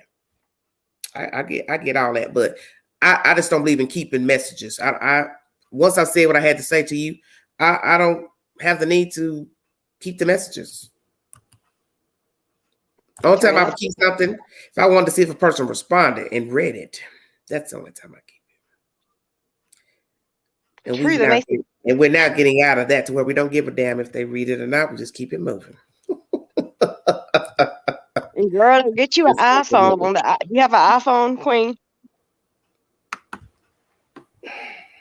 On the iPhone, it's going to tell you when they read it, when they start typing back, and all that kind of good stuff. Like, no, that's too much. Mm-hmm. Queen's simple, honey. I've heard a lot of things about them iPhones. They complicated in certain apps and stuff. Yeah, I'm not a big iPhone fan at all. I ain't got nobody impressed about no telephone. Yeah, I feel you. Trust me, Queen. If I want to spend damn near $1,000 on the phone, I'd rather put that toward a luxury car myself. I agree. Even though a luxury car, you're gonna still have to pay a higher note every month, but you understand what I'm saying. If I just want to throw away some money. Well, right. And that's like why they finance these phones. That's why they try to finance all these phones. Yeah, that's my goal. That's my goal. By the end of the summer, I want me an SUV. I want to have 2 cars. What kind of SUV you want? A foreign one. Yeah, me too. I sure do. Yes, and 2 cars are always good. And I've claimed it, and I'm gonna get it. I didn't claim it. I'm gonna get it. Sure is. I want the Audi SUV. Oh, wow. Okay, my pastor, he drives an Audi. I believe he's an Audi black. Yeah, I really want one of those, but I finally paid my car off. As soon as I paid it off, you got problems. So, well, that's expected. Anything gonna come up once you to pay one due bill off. Hit the link if you want to give your opinion pertaining to the 3 subject topics at hand. Thank you all so much for joining me. All right, do you have anything to say about Cal City? No. 15 months yesterday. Still no recovery of the children's remains. You know what I found interesting? They put the flowers, the teddy bears and everything in front of Casa Loma. Boy, that was deep. Right. So my thing is, do you think they're going to let you keep that there? Possibly not.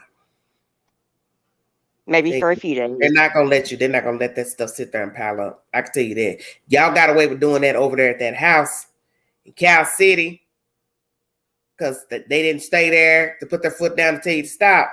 But I already know they ain't about to let you pile up no teddy bears and stuff over there at Casa Loma. I doubt it.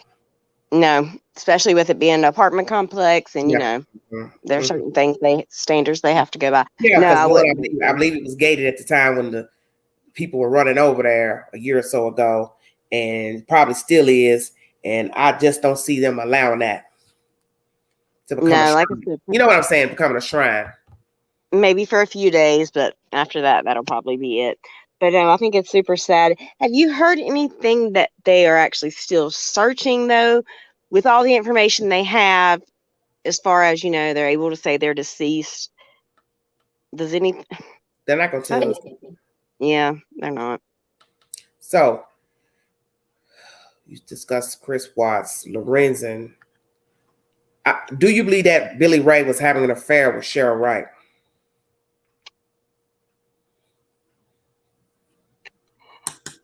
I would like to say possibly, because I can't imagine it's hard to imagine getting in a scheme to kill anybody, period, let's say. But it's odd. Very, I don't know what could bring you to do something like that if there isn't. Not that even being in a relationship with somebody would make you do something like that, but insurance money allegedly is what they said. But she still had to offer him. But she still had to offer him and the cousin money. Right. And that's. So that leads us to believe that it probably was the insurance money, because what could she pay him with? Work than murdering somebody. We know that people have killed people for just a couple $100 or $1,000 down payment. So if you offer somebody 30, 40 G's, that 30, 40 or whatever the number is that's high, it had to come from somewhere. that leads you to that notion she either had enough in her savings account checking or she knew where she could get that kind of money. I would say there's a good possibility there was a relationship for sure. And that's what's sick, because they said he was a deacon.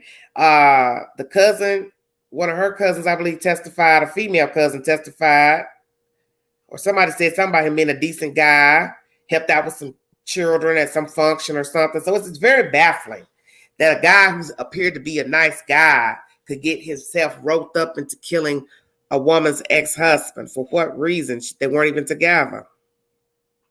But this is the same one that killed his girlfriend, right? No. It's two different men, honey. The cousin killed his girlfriend. He's a star witness that testified against Billy Ray Turner. Okay. Sorry, I think I'm confused. Two separate men, a cousin and an alleged lover. The lover is the one that was just found guilty yesterday. He's a deacon, handy guy, whatever. The cousin testified to get immunity. Co-conspirator with Billy Ray. And they also have him saying, the cousin, they are the ones who went in that apartment down in Atlanta and broke in. Cheryl left the window open, and it was a bald-headed guy on the couch and not Lorenzen. See, that could have ended up really, really bad. Yes, I do remember that now. Yes, so I think there had to be some sort of relationship going on. I mean, because this sounds like they were determined to do this, which is sad. Like I said, 6 kids, that's a lot of kids. I don't have but one. There's no way. And I mean, and she probably, the child support she was getting from those 6 kids had to be a decent amount. More than decent. And that's the thing. I don't think he was generating a lot of money, because I do believe that was said that he spent a lot of money foolishly, the years that he played. So, he was pillar to post. That's why there was rumors that he could have been selling drugs, that this could have been drug related or a hit on him, because he was in cahoots with some black dude down there in Memphis that was a drug dealer. And I don't know if there's any truth to that. That's why I said, how did they get him out to the field? Because I always wondered that. You had to have said something to get him in the car to get him out there to the field. And he had to have known things were turning bad. And once he got in the car and turned down that little road, because that road is not too far from his mother's house, it's a barren road. So I'd like to know, what routes did they use to get him in the car? And she was in the car too. She had to be, I guess. I don't know. I can't really say. Yeah, I don't know either. I can't remember what she testified to. But I'm just saying, what was the routes to get him in the car? Because if he wasn't friends with them, what reason would he have to get in the car? Right. Because he didn't walk out there. It's sad. I don't know. It's a sad situation. Like I say, once I heard about the 911 call, I wasn't sure if this was the same situation until you started talking earlier that I had watched on TV. That's really sad to think that, like I said, I didn't know that was that many gunshot wounds. Like I said, to be lured out there, you done got in the car with these people thinking you probably going somewhere to take a ride. That's what leads us to think that, yeah, Cheryl probably was in the car. His mother believes she was there. Yeah, I'm sure she was. She's one of the people that pulled the trigger. But what's sad is the cousin knew where the gun was. And I always said, when I heard that the other day, I said, well, the cousin had to have had some knowledge, either being there or something. But his phone pinged in Mississippi. But that doesn't mean anything. He could have left his phone. I always wondered, well, how did he know about the gun? Would she stupidly tell this guy, her cousin, where the gun was thrown? But then that said, well, he has possibly more to do with it than said. Exactly. But That's he's a star witness, so that's why. Why have to be a star witness to something if you ain't done nothing? Why would you get immunity if you hadn't done nothing?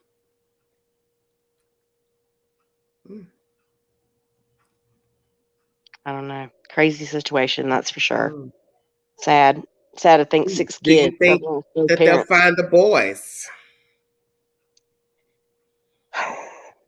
Oh, the boys break my heart.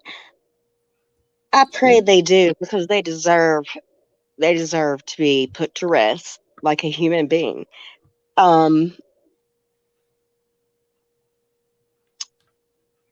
I hope that they do. I don't know. It's hard to say. I think that whatever they have is solid to be able to say the things that they've said, which gives me hope.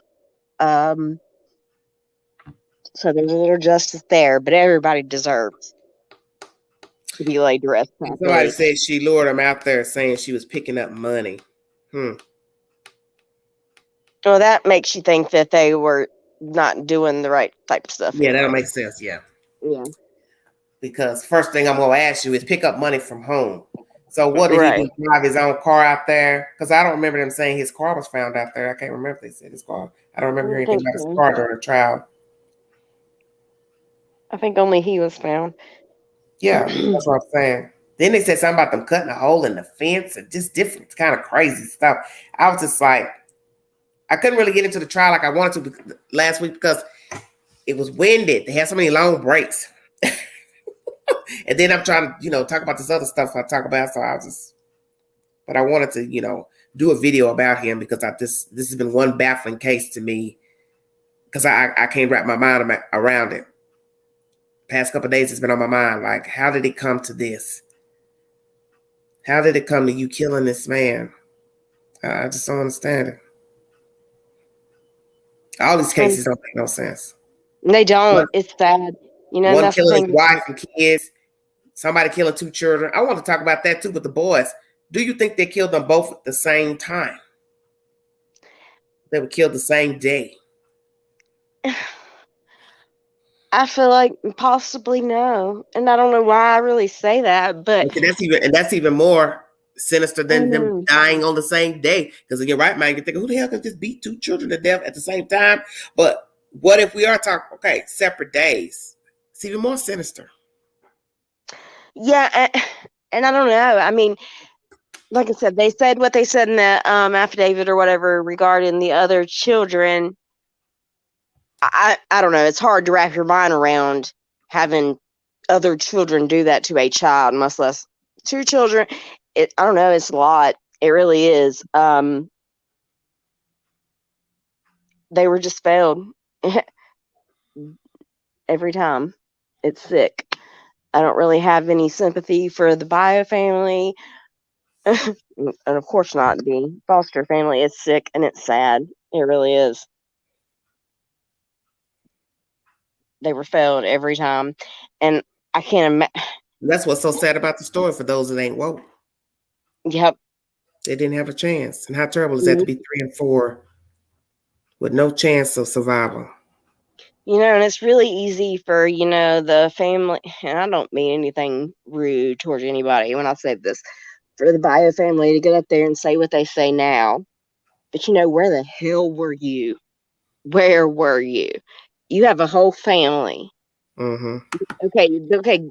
Leave it alone that the mama couldn't do what she was supposed to do. But there's a grandma, there's aunt, there's too many people. Uncle, for all those that were moving and hollering, let me tell you something about that. What those people don't get, you a day late, dollar short. You're coming forward, hollering and screaming and moaning and groaning and hollering shit, arguing. You know how bad that looks that the children ended up dead with these people? You got her hollering saying you were supposed to take care of my nephews. Listen at the words. That chick really didn't realize what she was saying when she said that. No. And then you say I had 9 kids. Okay, well, let's go there. You got 9 kids. Well, who the fuck was going to give you these 2? Nope. Plus your 9. Then you went on and on to argue with them about not watching the kids and why did you leave them outside? You want me to sit here and believe you sit here and watch all 9 of your kids? I don't believe that. It's no way possible. You're sitting up watching 9 kids. And if you cared so much, where the hell were you when they got in this situation? It's kind of like the dad's lawsuit or whatever he's doing. Yeah, I was thinking about that just now.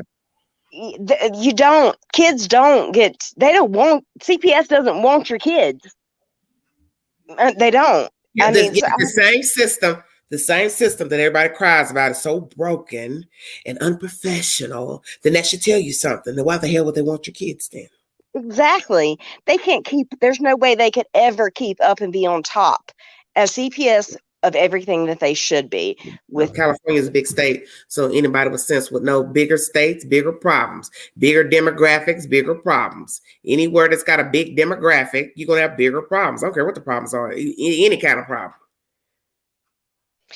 I just think it's really shitty for someone to, you know, and given they were failed by the foster parents, I completely agree. Yeah, we already But know.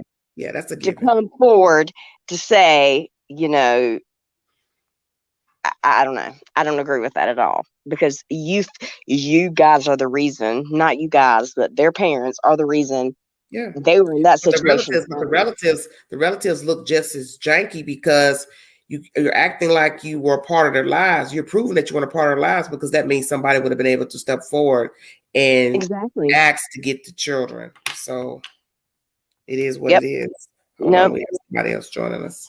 Hello. Hello. Hello. Yes. Hi, I need to turn my TV. I'm gonna walk out of my room. I've got the TV on also. Hi, actually my granddaughter got me on. Okay. Are you here to talk about my 3 topics, ma'am? No, if you're not willing to talk to me, I'll just leave it right now about summer. No, but well, listen. That's not the subject tonight. It's not about summer tonight, darling. It's about the 3 cases I have. Okay, thank you. I'm gonna need to go and talk to somebody tonight. I'm not kidding. About what? Do you have some information about her? I believe I know what happened. If you, like I said, now, listen to what I'm saying. Slow down. Just slow down. Do you know what happened to her, ma'am? I don't. I've been following the case. I'm not asking you that. I'm asking you. Just let me ask you the question, sweetheart. Do you know what happened to her? Yeah, I do. Are you a friend of the family? No. Do you know Summer Wells? No. Okay. Then you don't know what happened to her.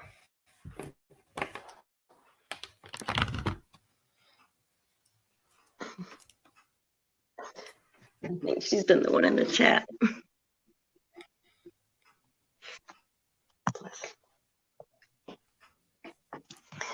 If she knows what happened to Summer Wells, you need to call 1-800-TVI FIND. Well, it's never going to happen up here on my channel. I don't play those games. The other YouTubers play those games. I don't play those games on my channel. No, it's concrete evidence. You're entitled to your opinion of what you think happened to her. I don't have anything to do with that. But the subject is not the Wells.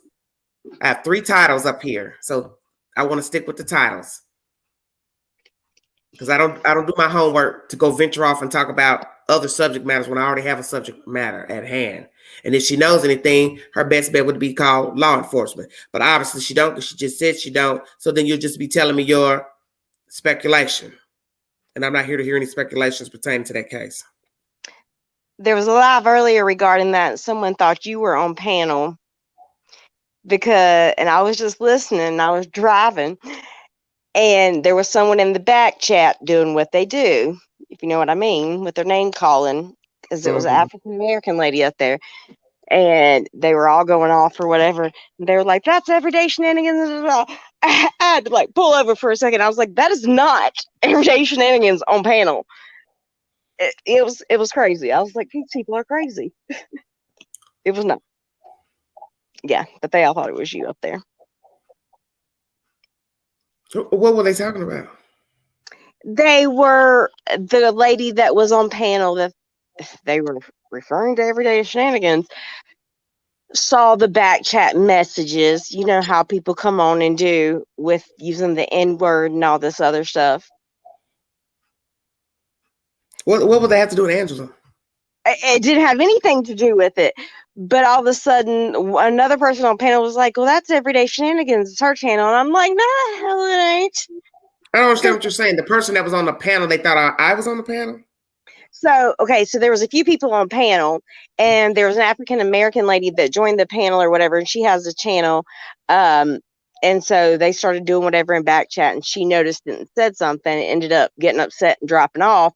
So that one of the other girls was like, "Oh, that was Everyday Shenanigans." And I see it in the chat, and I'm like, "What is wrong with these people?" No, it is not. Clearly, not saying Well, a lot of white people think black people look alike, but we don't.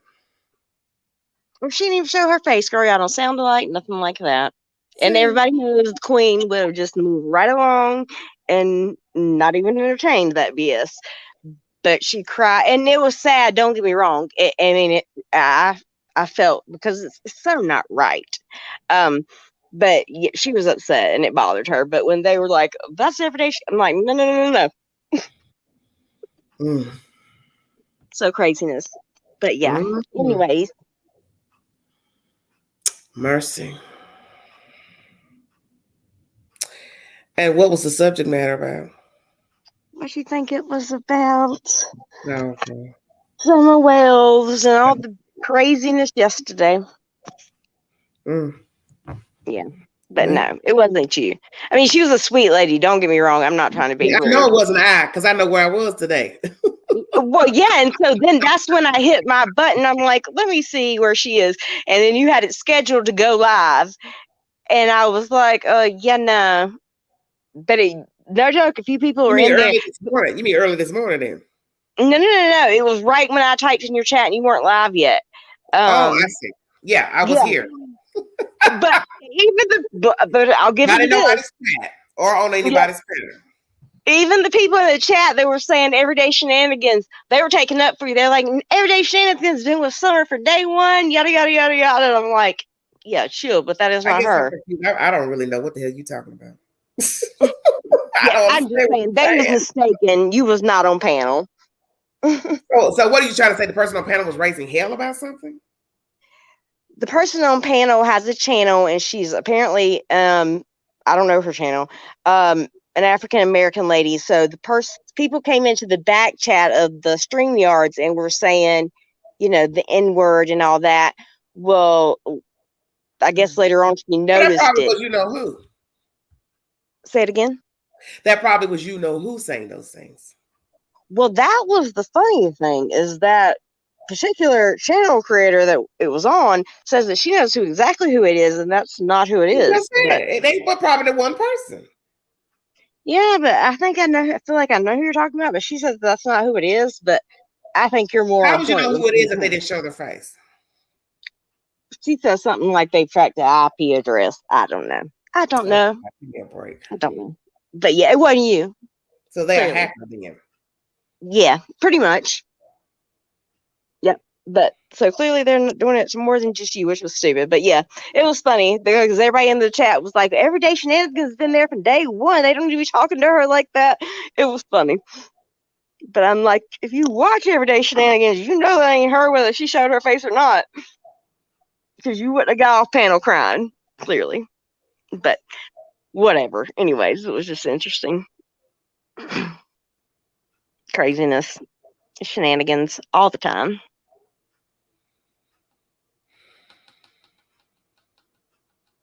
But I do really find Chris Watts one of the sickest stories I've ever really followed. Let me just say that because, because there's always something that can be said about people. But this, as you say, you never really know anybody. He is the best definition because there wasn't one person that could come out and say anything bad about him, from people from high school, people that dealt with him in his life currently. He's a great guy. But that just goes to show you that you don't know him. Nobody knew him. And he's from the town, or not the town, but the state I live in. Let's talk about. Okay, let's go here with Jacqueline and Trezelle. The day that somebody decides to tell us something about them, what do you think they're going to tell us? I really have no idea. I think they are introverts. I think that they have stayed to themselves. I don't know that there's a abundance of people that know about their weird and craziness. I really don't. Why would you say that? Because to live the type of life they are living and have been living, you can't be associating with a lot of people. Well, let's go there. How were they living then? Like introverts, all by yourself. You only associate with people that you have. Well, you have a lot of people that are introverts. They don't kill babies. I agree. I agree. So that's the thing. What was really going on with the two? I really don't, because to hear what they've said, it really threw me for a loop. That's nothing I ever would have, of course, thought that they would say, that the children and things like that. I don't think nobody was suspecting that, honey. We Right. just thought we had some information that they did something to the children. That's all I was expecting. And no way was I expecting to hear that they use their children. You can't even wrap your mind. You can't. Running No. around killing two. Now you saying they use the children. And that's just it. I don't know if how many kids were involved or whatever. Either way, you've ruined so many lives. 1, 2, don't matter to me. Right. It's in the affidavit, it's enough. You can't explain that logically. Watching their interview, I've watched it so many times I can almost recite it. It is disgusting. I mean, to hear, the things, as to say that they were missing 3 months. Was it 3 months they said? Mm-hmm. Before they reported it. Yeah, I don't know. I don't know. I don't know. I'm very interested to see how it really turns out. I feel like it's solid. Whatever they have, they could have made it easy on themselves and pled guilty. I felt like. Why would I do that? Why would I do that if I know I didn't kill them?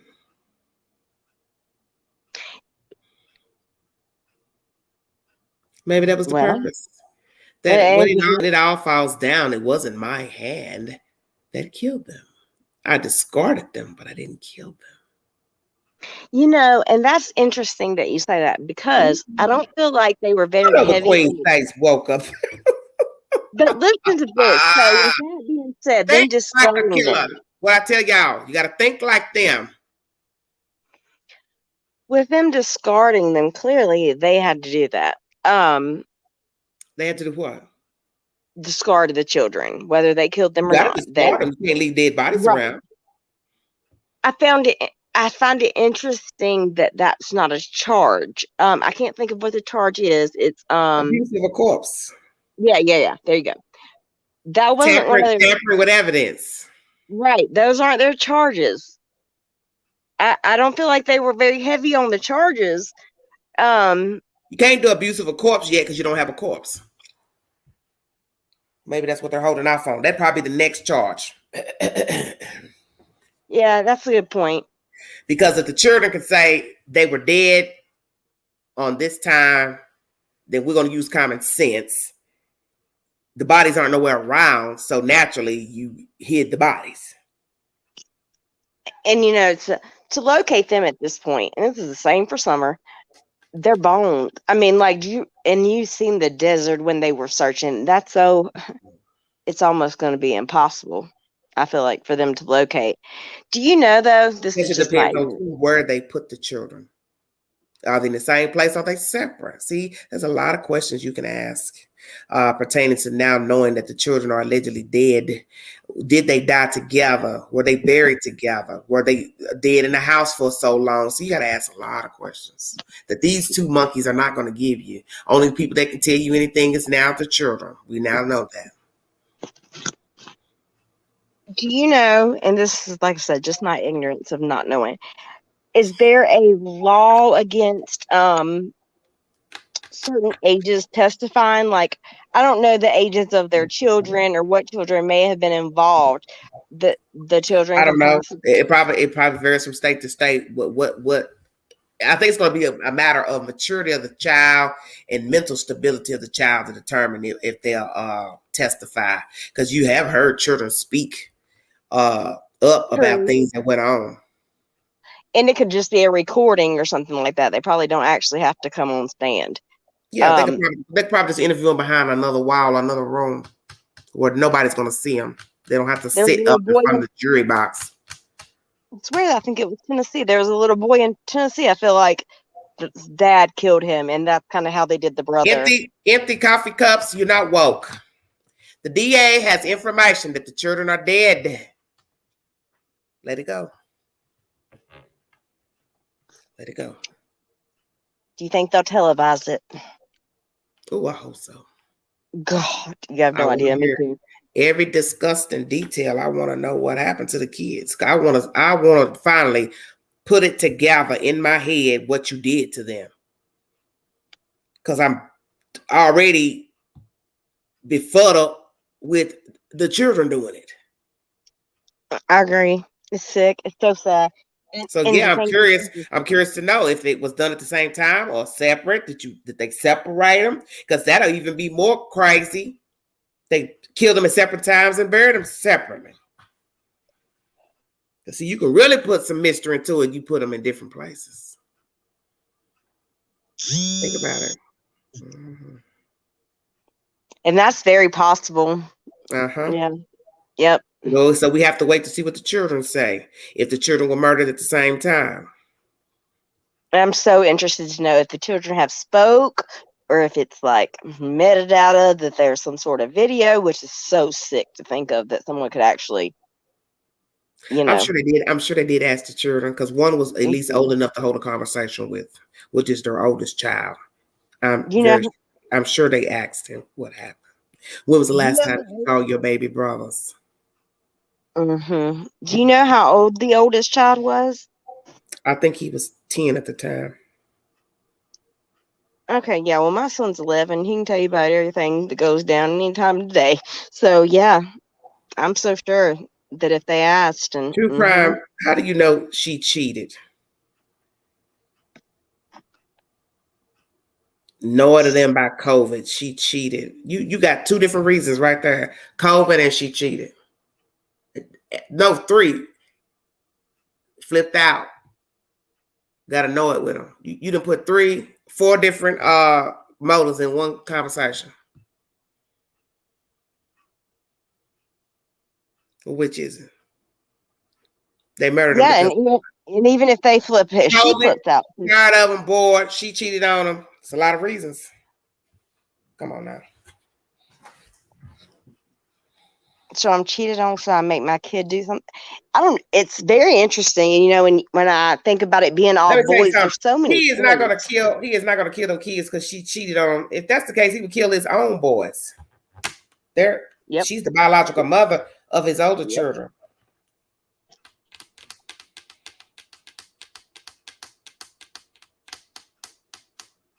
What would be the motive to kill him at the same time? The same motive it would be to kill him at different times. That's the reason. Because I can. There's no reason to kill him, period. And that's So the hard murdering thing. them, murdering them at the same time is to me no different than murdering them separately.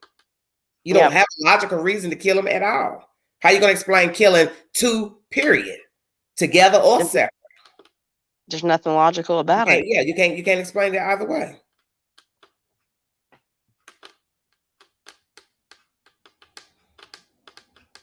I am truly glad, though, that there has been some sort of outcome in this case because yeah, because those imagine boys, it'd be month 15 now and nothing.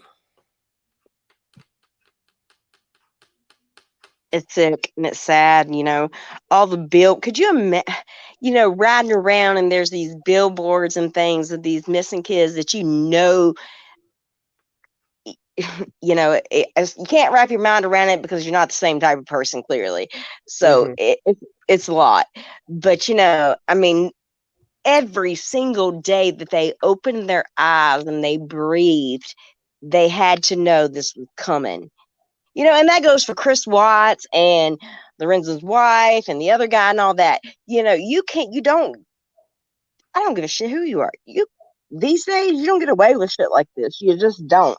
Yeah. I mean, now, I do you believe have there to be are very times. clever in a day and time where we have security cameras, doorbell cameras, cameras on buildings. That's how most people get caught. It's their cell phone and surveillance cameras. Once your phone pings somewhere, you're seen going somewhere where you said you didn't go, you've already messed up. Because Yes, you I easily agree. say, I never left, I never did this, but then there's a surveillance camera with your car going by, or you getting out the car, getting in the car, you purchasing items, but you said you didn't go nowhere. You didn't go over here. Then now somebody's going to say, well, somebody's got you right here. Ain't that you? Or what are you going to say? Right. With traffic cameras, all they have to have is the Toll general booths, people be idea. caught just going through the toll booths committing a murder. Yep. You got to have toll booths. So you're going to go kill somebody and drive through a toll booth. I'm not trying to laugh. It's crazy. But no, And then honestly, your tag number, sir, is that not your car right there? okay, so my husband, he found a dead woman about 2 or 3 years ago. He doesn't do anything fabulous. He works for Duke Energy, subcontracts, and puts in telephone wire. And he was going to survey the job, and there was a car on the side of the road. His worker was like, pull over, there's all this blood on this car. And he's like, no, man, it's fine. They probably hit a deer. So he says once they survey the land and they come back up the road, he said his worker was still on him, like, please pull over and let's look at this car. So he does. He says that he gets out and there's a car, the window's cracked in the front. He walks around to the passenger side. And when he gets to the passenger side back, there is a Hispanic female, face down, completely naked. He described her as how my hair looks when I get out of the shower when it's wet, but it was with blood, and blood was all over the car. So, of course, well, he fainted, to be completely honest, because he's weak. He can't do blood or anything like that. But whatever, they called 911. But he had to testify in court because they were the ones that found them. Long story short, they were able to, of course, she was at a bar that night. They were able to find traffic cameras from the man that killed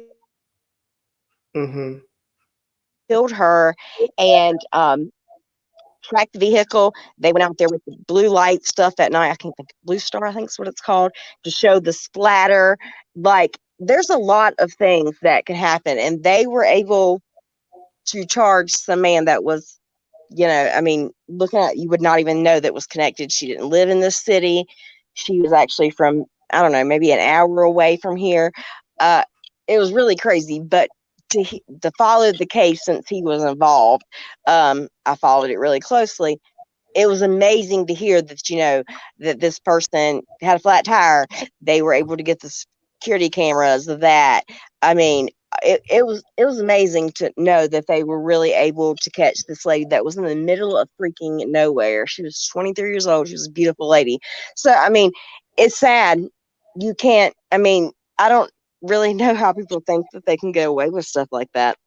But they do, because they're narcissists. Yeah. They're sociopaths. So that's what people don't understand about a sociopath. If you're not a sociopath or a narcissist, you can't understand because you're thinking from a different mindset. But people who have been lying and manipulating all their life are usually people who turn into sociopaths.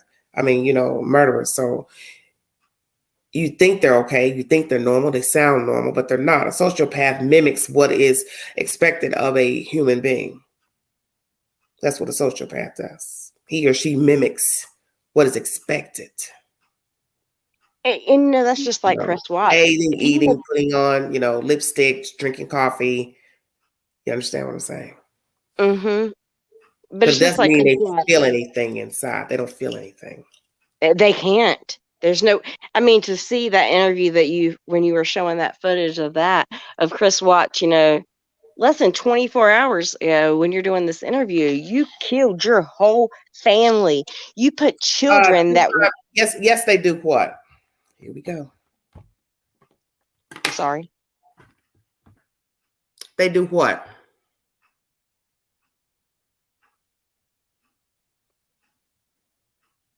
You going to tell me a sociopath feels something? Because they don't know how to react or act to emotion they don't feel. You said yes, they do. So what are you yesing they do to? I said they don't have any empathy. I said they don't have any empathy. That's a sociopath. They don't have any empathy.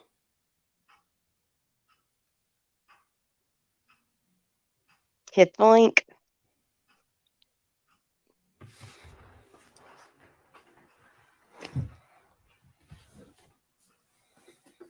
Well, I don't understand what I'm done with. Anyway, what what his were you saying? language I'm said. confused. And the Chris Watts, like, to think about, him doing that interview less than 24 hours of putting his wife, I mean, he dug a small grave for her, and to climb up and put your 2 children under the age of 5, any child, regardless of the age, but whatever, into a oil tank. Like, you were a but you had to carry them up there. That's the part that makes no sense to me. Yes. Besides the killing itself, you had to carry each body up there. The children's body, okay, they're lighter weight, but your wife is not lighter weight. Right. And I can't and they and if I really think back about everything I learned about that case, Can you imagine the people that had to go in and pull them out?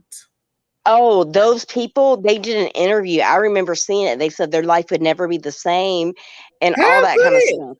No, never. I mean, there's things just from the cases I watched, they affect my daily life. My son asked me to drop him off at the park the other day so he could play basketball. I didn't understand what you were trying to say.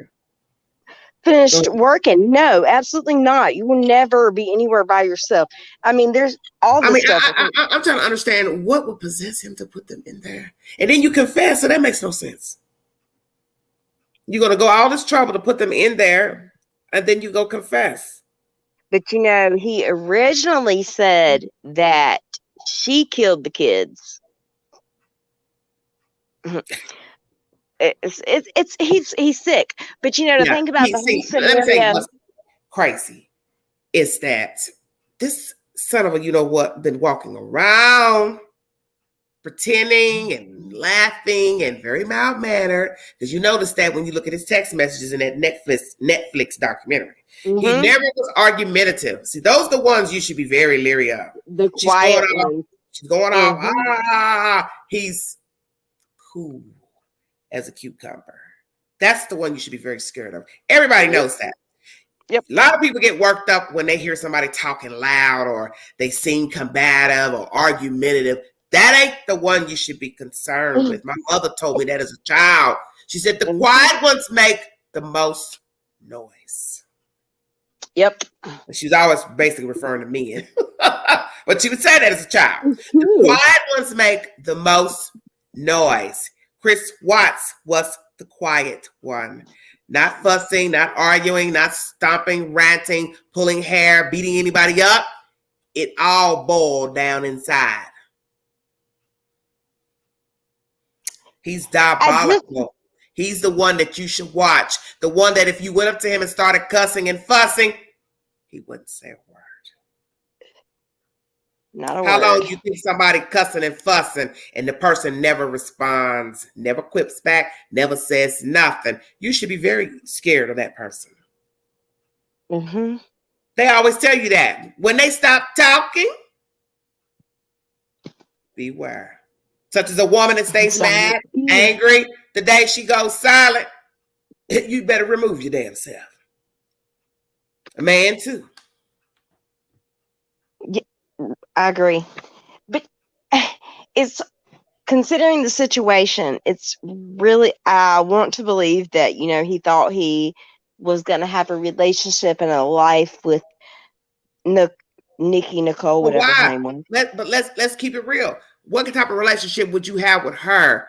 Whether he knew her 1 month, 2 months, 3,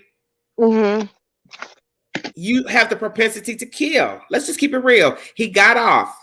They never found the bodies. He married this woman. All it took is for her to do was say one thing. He would start to think of her just like he did the other lady. Because nothing would ever be right. If your first instinct is to murder somebody when things are not going right, you cannot be with anybody. Because it would only be a matter of time. The new wife, girlfriend would do something to irk you, get under your skin. You take it personal, and you be trying to figure out a way to knock her off as well.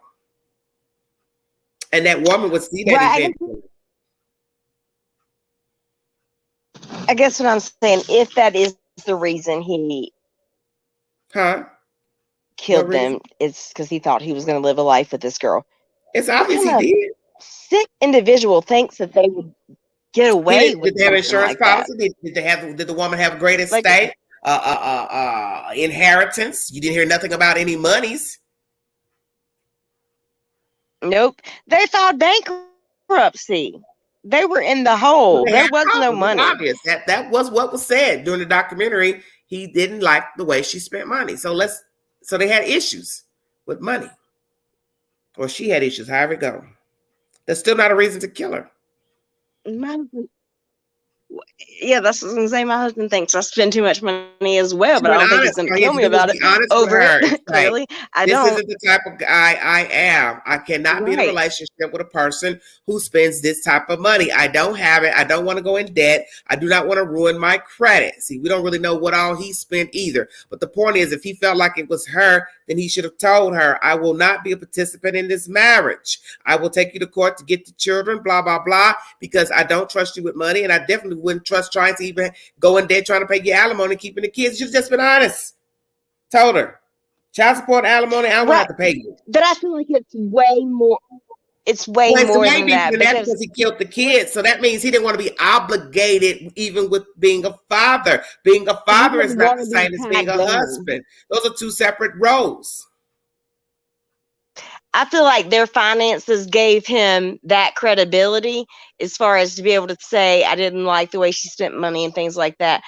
I think it's as simple as he didn't want to be tied down any longer and things like that. With, That's why I said he the didn't want way to be obligated because the roles are different. You have men who kill their wives, they don't kill their kids. That's why the two situations are not the same. You have men who have killed their wives and not their children. They wanted the wife gone, not the damn kids. This man didn't want to be obligated, which was his family. I don't want to see you. I don't want to talk to you. I don't want to pay for you. I no longer wants to be bothered because he knew that even if he divorced this woman, he was obligated to pay her alimony and child support depending on the income. If he made more than her, he would be obligated. He'd have to pay child support. He already knew. I don't want it, none of it. I want out. And he got him out. Nicole Kessinger must have been twerking with some good stuff, is all I know. Well, Molly, you don't have proof. You do not have proof that girl put him up to anything. No, and because this same interview that Vinny put out today, the same interview that Vinny put out today was actually released 2 weeks ago by Shanann's brother on his YouTube, and he makes it very clear in the comments underneath it that she is not to be blamed, as if their family holds no blame towards Nicole Kessinger. Yeah, because the police asked her about him having children, and she said, "Oh, I think that was cute." And then the cop says, "Are you being cynical, whatever, sarcastic?" And she says, "No." She says, "Once I found out about the kids, I thought, wow, okay, I'm seeing him in a different light." So she could have told the truth. Well, no, I didn't want to be with a man that had kids. What's the lie about? He was already locked up or as a suspect, so ain't no need to sugarcoat nothing. Right, and like you said earlier, regardless of what she deleted, but then two people do lie, so right. But I feel like whatever was deleted in her phone, they were able to pull all that back, and they knew because, like she said, she was trying to find an apartment for him that was close to the daycare and things like that. I mean, the interrogator told her, "We don't need to know anything about your daily life with him. I need to know about any events that came up that, the family seemed to be a problem or the wife or anything like that." I don't know. It's Bryce thinks that he killed the kids because they witnessed it. Well, then why would he kill the kids in front of her? Well, it said that the kids were still alive whenever they got in the truck in that video. I don't really remember that from a long time ago. Yeah, there's a lot of conspiracies with this case as well. Now somebody is saying that her comment got blocked by YouTube. NK is a liar. She should be in jail too. In jail for what? You didn't kill her. So there's don't one thing that would have traced her comments. Listen, don't you think they would have dumped her phone? They did. Of course they did, because they dumped his phone. So anything she texted to him, they've already seen the text messages. If they saw anything felonious in there to facilitation or anything, any type of conversation, they would have arrested that woman. So this is the only. There's two things that gets me. I'm not a conspiracy person, but number one, they in her Google searches, I want to say it was over 500 times that she had Googled or looked up Shanann Watts' Facebook during their 30-day whatever. She probably did. Once it got out. Here's the one thing that really gets me. So she would have known she was pregnant as well. She says she didn't know, but if she was Googling, looking at her Facebook, yeah, you would have known. But whatever. I ain't gonna tell you everything. That's what people gotta understand about life. People are not going to admit everything because you think they should. She already knows she's caught with her foot in the trap. So I ain't gonna tell you my every damn waking emotion to this man. Maybe this broad over here will do it, but I ain't gonna do it. And she was, you could tell, very hesitant about wanting to even give up her phone to begin with. But they were also showed that she Googled him and Shanann before supposedly they ever met. Okay. Which was she might have seen him at the gym or something like that. That's why I said, you remember, he did work out. So he may have bumped into her somewhere in public. Maybe she overheard him talking. I don't know. Right. There were a few things, and her phone pinged near their house, which is not near the route that she usually took to work the day of the murder. But she was messing around with the man, Brittany. Right. I guess what I'm saying, did you go by the house while the wife was dead? No, I mean, I don't know. You gotta remember, you don't know what he told her. Oh yeah, and I definitely. I'm already messing with. Listen, I'm messing with you, so that means I like you. You told me that you're separated. What did I just tell you? Wouldn't I want to know where you live when I first meet you? So at some point, she may have said, "I'm gonna go by and see where he stays." Find out where he stays. You're supposed to go by somebody's house, find out where the hell they stay. But she really already. Let me see for myself. Look, let me see for myself where he stays.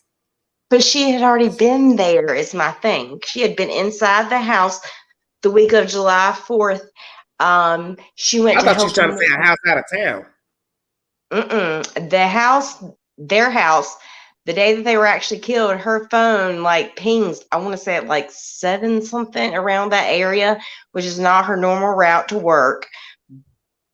But at the end of the day, clearly they were able to tell she wasn't involved. I mean, well, that's what I was gonna say. That's all they had to do was dump the phone. If they saw anything that looks like she aided him, gave him a ride, took him somewhere to pick up tools, anything, they would try to bring an indictment toward her.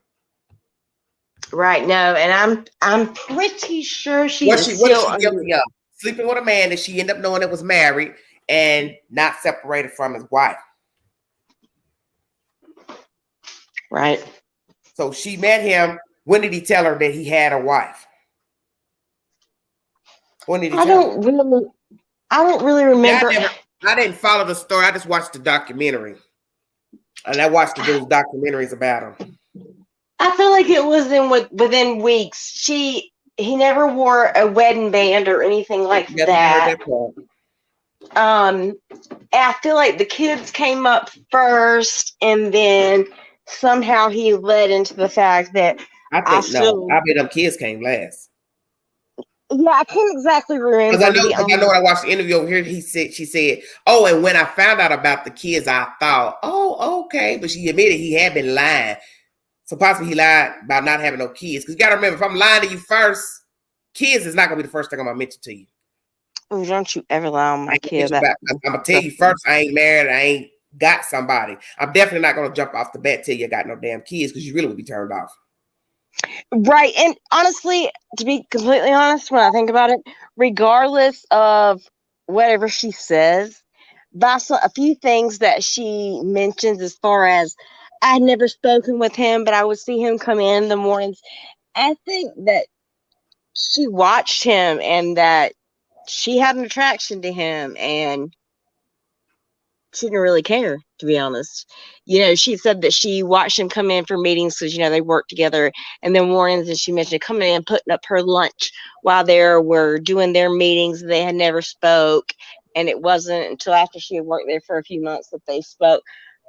I clearly think she had her eye on him, for lack of a better word. I told you. Yeah. Yeah. He lost weight. He probably was appealing to more than just she. He wasn't a bad-looking guy. Somebody said something to somebody. Yeah, he's not a bad-looking guy. He's not my type, but he's a decent-looking guy, and I don't know. You have to remember, you're investigating a crime, and you're coming to me basically to call me out. Why am I going to tell you everything? And she did. I think she's a very smart girl. I will say that. I listened to her voice. I didn't have to see her face. I remember the face, but then when I heard her voice didn't match the face that I had always seen in the pictures. You understand what I'm saying? The voice was somebody that seemed very confident. You're right. And the way, and it's almost like this is within days. I think her voice has a lot of spunk in it. I'm going to put it like that. Yeah, I'm not a fan of her voice. However, if I'm not mistaken, I could be wrong, but the interview that Vinny had up was the day that she would have found out that he had murdered the children. And, she didn't seem to think about her answer. She seemed to kind of roll them out. She was very straightforward with, I don't know, as if she didn't want to give, detailed descriptions of things. I could be wrong. I need to think about it. Things may come to me. Because you have to remember something. Somebody started talking to you about somebody and some dead people. You need to be careful about anything you say. Right. And I agree. But then to think that you've been dealing with this man for, let's just say over a month on a daily, having sexual intercourse and all these things. I think that I would have been so tore up over the fact that you just killed your whole family that I'm just talking all crazy. I have to say that not talking crazy, but I feel like I would have been all over the place. When that interrogation that I played earlier, did she know that the woman and children were dead that day she did the interrogation? It is my understanding, yes, that she had just found out. Okay. But so naturally, it goes back to what I just said.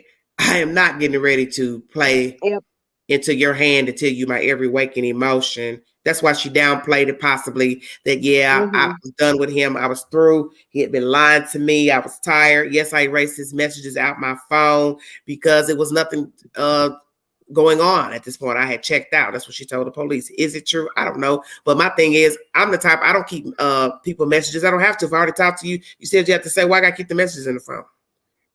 I don't need to keep the messages. She even goes as far to say that when Shanann and the kids, because Shanann and the kids went to North Carolina for a month, because that's where they're from. Both families, his and Shanann's family, are from North Carolina. They went to North Carolina for a month, so he was home for. I remember hearing about that in the documentary. I don't know how many weeks that Shanann was there without him, but whatever, he ends up going at some point. But even in that interview, Nicole says, I really told him he needed to work on his relationship with his wife and try to make it work for those children. After I had been in that house, I seen what a beautiful family this was, and why would you want to? No, I call bullshit on that. I don't know. Yeah. But see, that goes back to what I just said. I don't have to play the role you think I should play. I don't have to tell you what you want to hear. I know this man has killed this woman, and I don't want, by no means, you trying to loop me in as a co-conspirator. Right. She knew what time of day it was when they called her in there. No, that interview she willingly went in for with her dad. That was, I don't know if you've seen the man. It doesn't matter that it was willing, honey. I'm saying, I don't have to tell you everything. That's what I'm trying to say. Right. Whether I went in or they called me in. Once I know that they're dead, That puts a whole new spin on everything with this guy, no matter what I felt for him. If I have some sense, I'm going to try to downplay any role with him now that I know these people are dead. Because she makes I it very don't want clear. you all to think I got anything to do with him killing them because of me. I said something for him to kill them. She had to downplay it. Only a fool would be, going in there hooping and hollering and falling all over themselves. Got some women probably would have been emotional, but I don't think she's that type of lady. No, she really had it together. I'll give her that. Yeah. I mean, but at the same time, whether she had any knowledge of the situation that was going down or not, it changed her whole life as well. Tracy, please stop. She was putting something in the smoothies, magic and spells. Oh, Lord. Ooh, I'm dead. What smoothies? She Googled our what? What did she Google?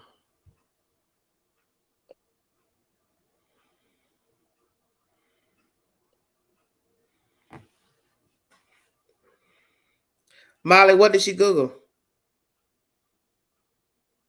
I just told you. She ain't had to tell nobody every waking feeling. She ain't getting ready to go tell everybody she was gaga Google over him. He asked her to marry him. She wanted to marry him. I'm looking at wedding dresses. I did this. That stuff she ain't hoping that somebody find out anyway. Right, because none of that type stuff was mentioned at all. Not being able to trace texts, etc.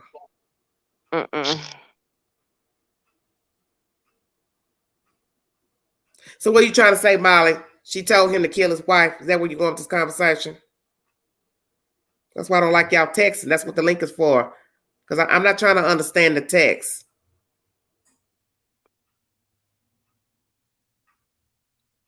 You got something you want to say to the chat? Hit the link.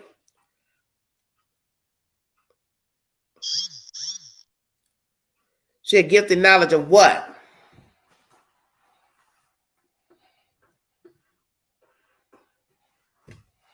I don't think she knew. I don't think she knew.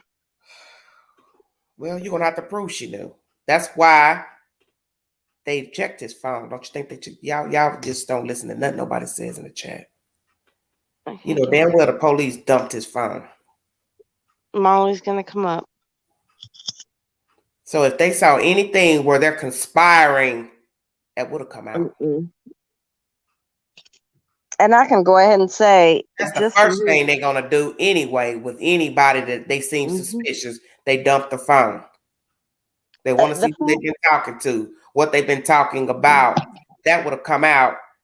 They were conspiring to kill the lady and the children.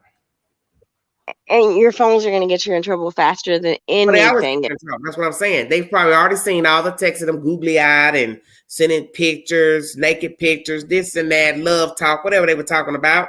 And you can best believe if anybody started talking about knocking somebody off, they would put it in their text because most people are still stupid enough to text that kind of stuff. I don't think she was involved. No, she inspired him. Well, we already said that we believe that's the reason why he killed his family. Everybody, I think, is probably in agreement of that. He wanted to get rid of his family because he liked this lady. What? And I don't. And that's but not what one thing you don't have is how long he was inspired.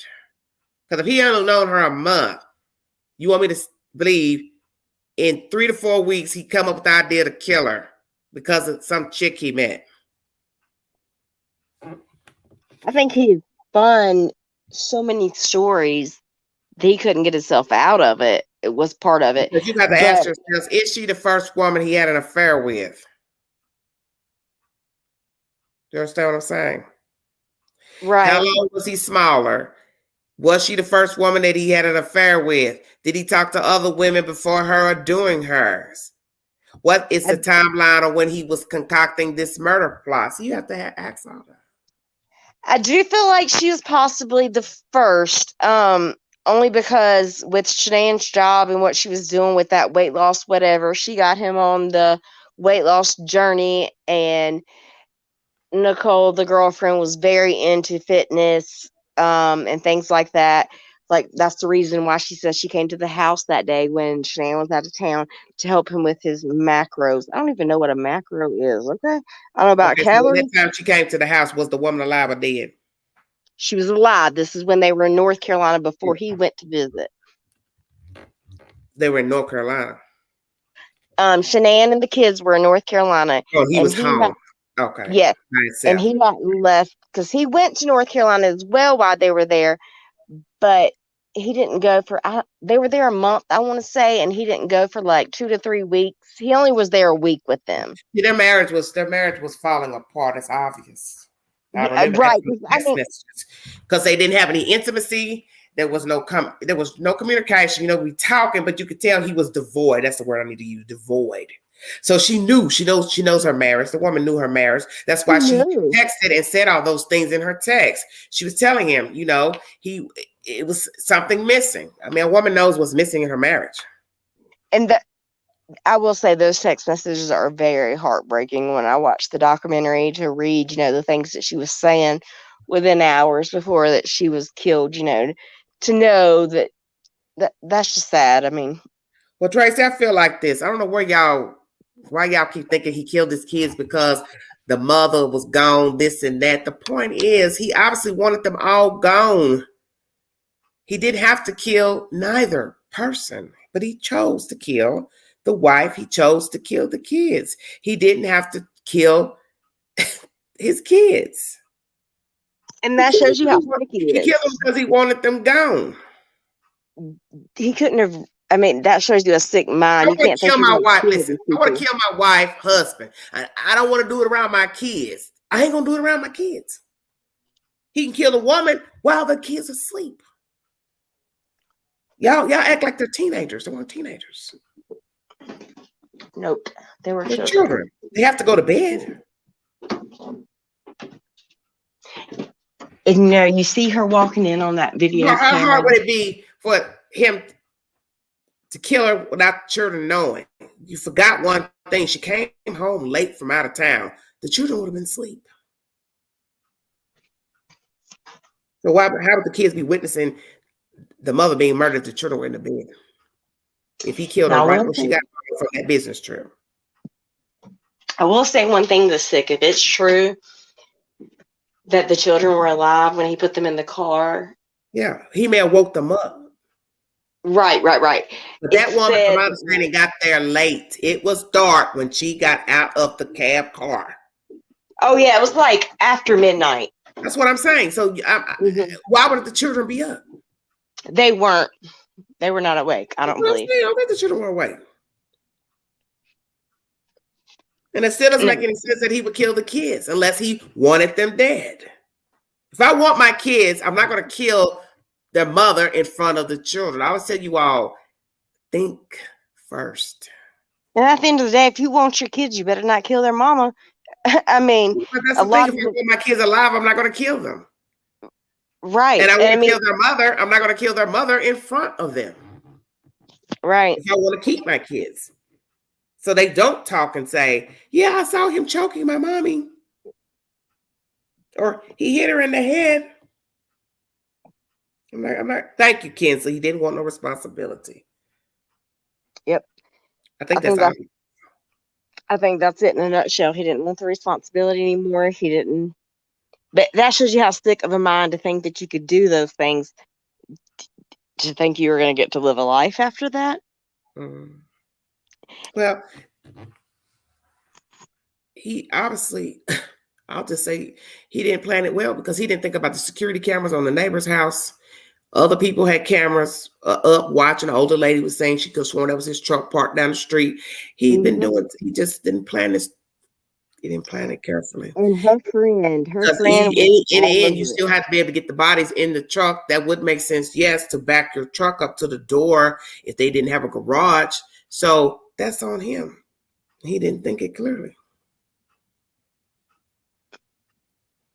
And like I said, her friend, she was all over it. I mean, everybody needs a friend like that. I have to say. I mean, she knew immediately. Oh yeah, when I watched walking in with the police, that's odd to me. I ain't never seen nobody the friend just walked in and just was walking around and looking. I thought the average person would allow her to do that. She actually drove because Shanann had a doctor's appointment that day for the baby, the unborn baby. She had actually already drove before he showed up at home, I want to say, to the doctor's office and said, I realize HIPAA is HIPAA, but can you just tell me if she showed up for the appointment that she was supposed to have today? Because apparently because of the Thrive, I think it was called, whatever she was doing for business or whatever, she was very active on her phone. So it was very odd for her not to respond and things like that. Right. She was very on top of things. Like I said, it's nice to have a friend to think that, but that same friend has been blamed for being a part of that's all conspiracy stuff as well. But We'll break it down. You don't leave nothing open-ended on this channel because I can't read what you're saying. I can't think of anything off the top of my head, but there have been things that said that because her phone was nowhere, Shanann's phone was nowhere to be found. So once the friend showed up at the house, she called Chris and then she called 911 like, hey, we're at the house. I'm here. I can confirm she didn't go to the doctor today. I can look in the garage and see that her car's here. You need to come home from work. True crime, what are you talking about? You're friends with who on Facebook? Man, y'all just jump all over the place.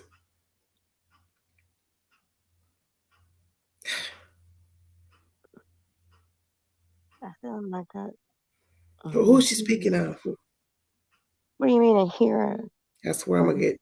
The only reason why I don't want to do memberships, I don't want nobody paying for nothing. But this is no, Queen. Everybody else does. It have to be a private conversation from now on. You need to do memberships. I think you deserve it. You are active daily. I don't understand who she's talking. Who is she speaking of? Who are you talking about? This is why you don't text. I'm friends with her on I Facebook. know StreamYard gives you the option to text and to chat, but what you all don't understand, a lot of times people are missing what you're saying, what you're implying. True Crime with Ashley, come up. The friend who dropped her off. You're friends with her. Why would you be? Shut up, Angela. Shut up. Oh, Lordy. Shut up. Queen, you should do memberships. I do agree with that. You were here every day. He was all up to date. You deserve a piece. How are you friends with her? Hit the link, please. I don't want to do this. I'm trying to be very polite in this live. Just hit the link. I think she's talking about. And I don't understand what's going on. The one who called. And so the girl that she's talking about that called the cops her friend, once they got inside the house, her son was the one that actually found Shanann's phone behind a pillow. We're not friends. Facebook friend. Okay, I'm dead. We're not friends. Facebook friend. Will you post the link again, Queen? Do I want to post the link? I don't know if you want to. You can scroll up and get the link. Now, I will say, sometimes when I scroll up, I can't find it. Well, if I scroll up and find it. Depends on when they log into the live, I think, is how much of the chat I can usually see. Well, I'm scrolling up right now. Let me see. I could be wrong. No, let me see. Oh, Lord Jesus, my head is spinning already. Kinsley says, pour you a nice drink. Yeah, you can scroll. I just found it. It's right under Just Doing Me. I love the interior design behind the wall. It's in the chat. It could have disappeared. I just scrolled up and found it. Side note, your interior design, I really want your one picture that you have about the Chanel bags under your eyes. Oh, yeah. When I saw that last year, I thought, oh, that is perfect for the queen. Because I keep I bad love it. doing the lives. There need to be a sign up under there saying, "Oh, and it's from staying up late and doing lives." That's why I went on up and got one of the lives done this morning because I slept all night. I was so weak. I kept trying to say, get up, so you can do the lives. I didn't have no strength last night. I couldn't. Honey, I laid in that bed listening to forensic files or something. And I'd wake up every few hours. Listen, I fall back asleep. I was like, if you don't turn this mess off, you don't need to be listening to this junk. Lord I was have mercy. listening to you in Dirty Laundry today while I was working. Did you? Yeah, kids, let's go get a strong drink.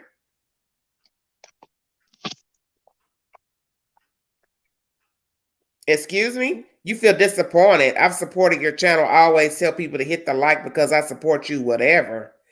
Who are you getting an attitude with? They wanted you to hit the link. I didn't tell you to hit the link.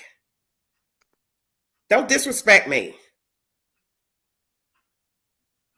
You can't continue to text and expect people to understand what you're saying because I said I didn't understand what you were saying.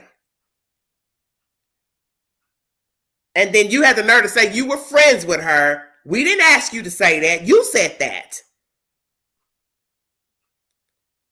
Then you went from saying that to, well, she ain't my friend. She's my Facebook friend. How does that make any sense? So you're getting mad at us for information you put in the chat.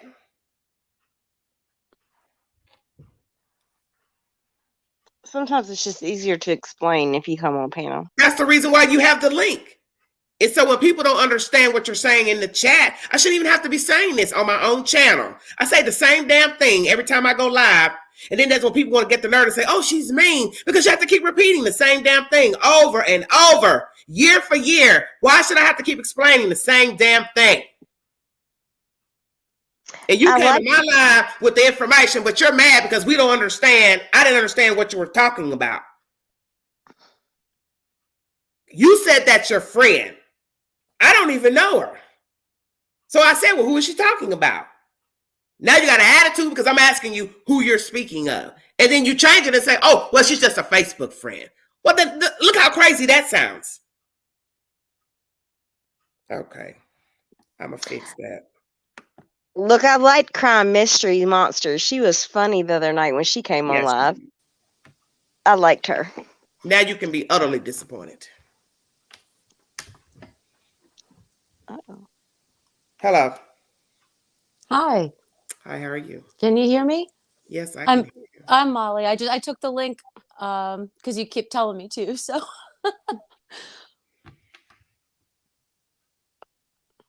Like you doing me a favor because you sharing my channel. what's that?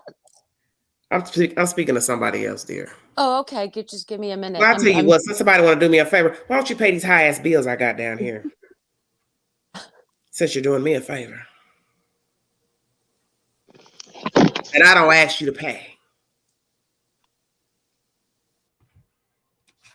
Go ahead, Molly.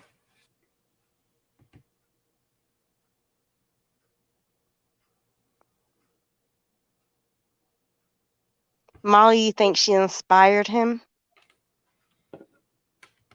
Got nerve, man.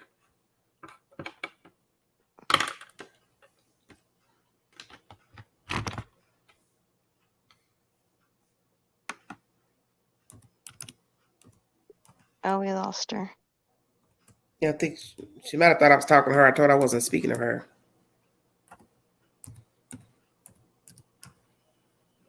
Some brazen ass folks out here. Excuse me, those assholes over here. Say what? I was reading the chat. Sorry, I was reading Kinsley's post. I mean, just to get an attitude. Thank you, Kinsley. Off commentary that you're bringing. You're bringing stuff in the chat. Nobody knows you. Nobody knows anything about you. So people are just reading what you're typing. So you're going to get an attitude of stuff that you're putting in the chat. That makes no logical sense. Oh, I need to type you something in my private chat. Jesus Christ. Hey, my foot hurts. What'd you say? My foot's hurt. Oh, okay. Well, tell us what happened. Hit the link.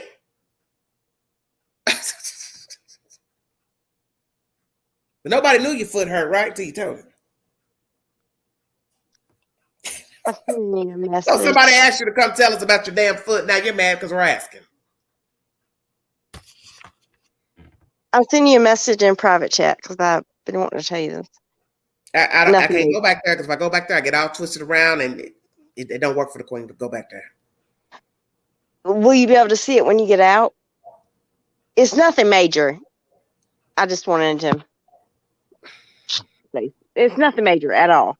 I can only imagine what it's about. Nothing bad.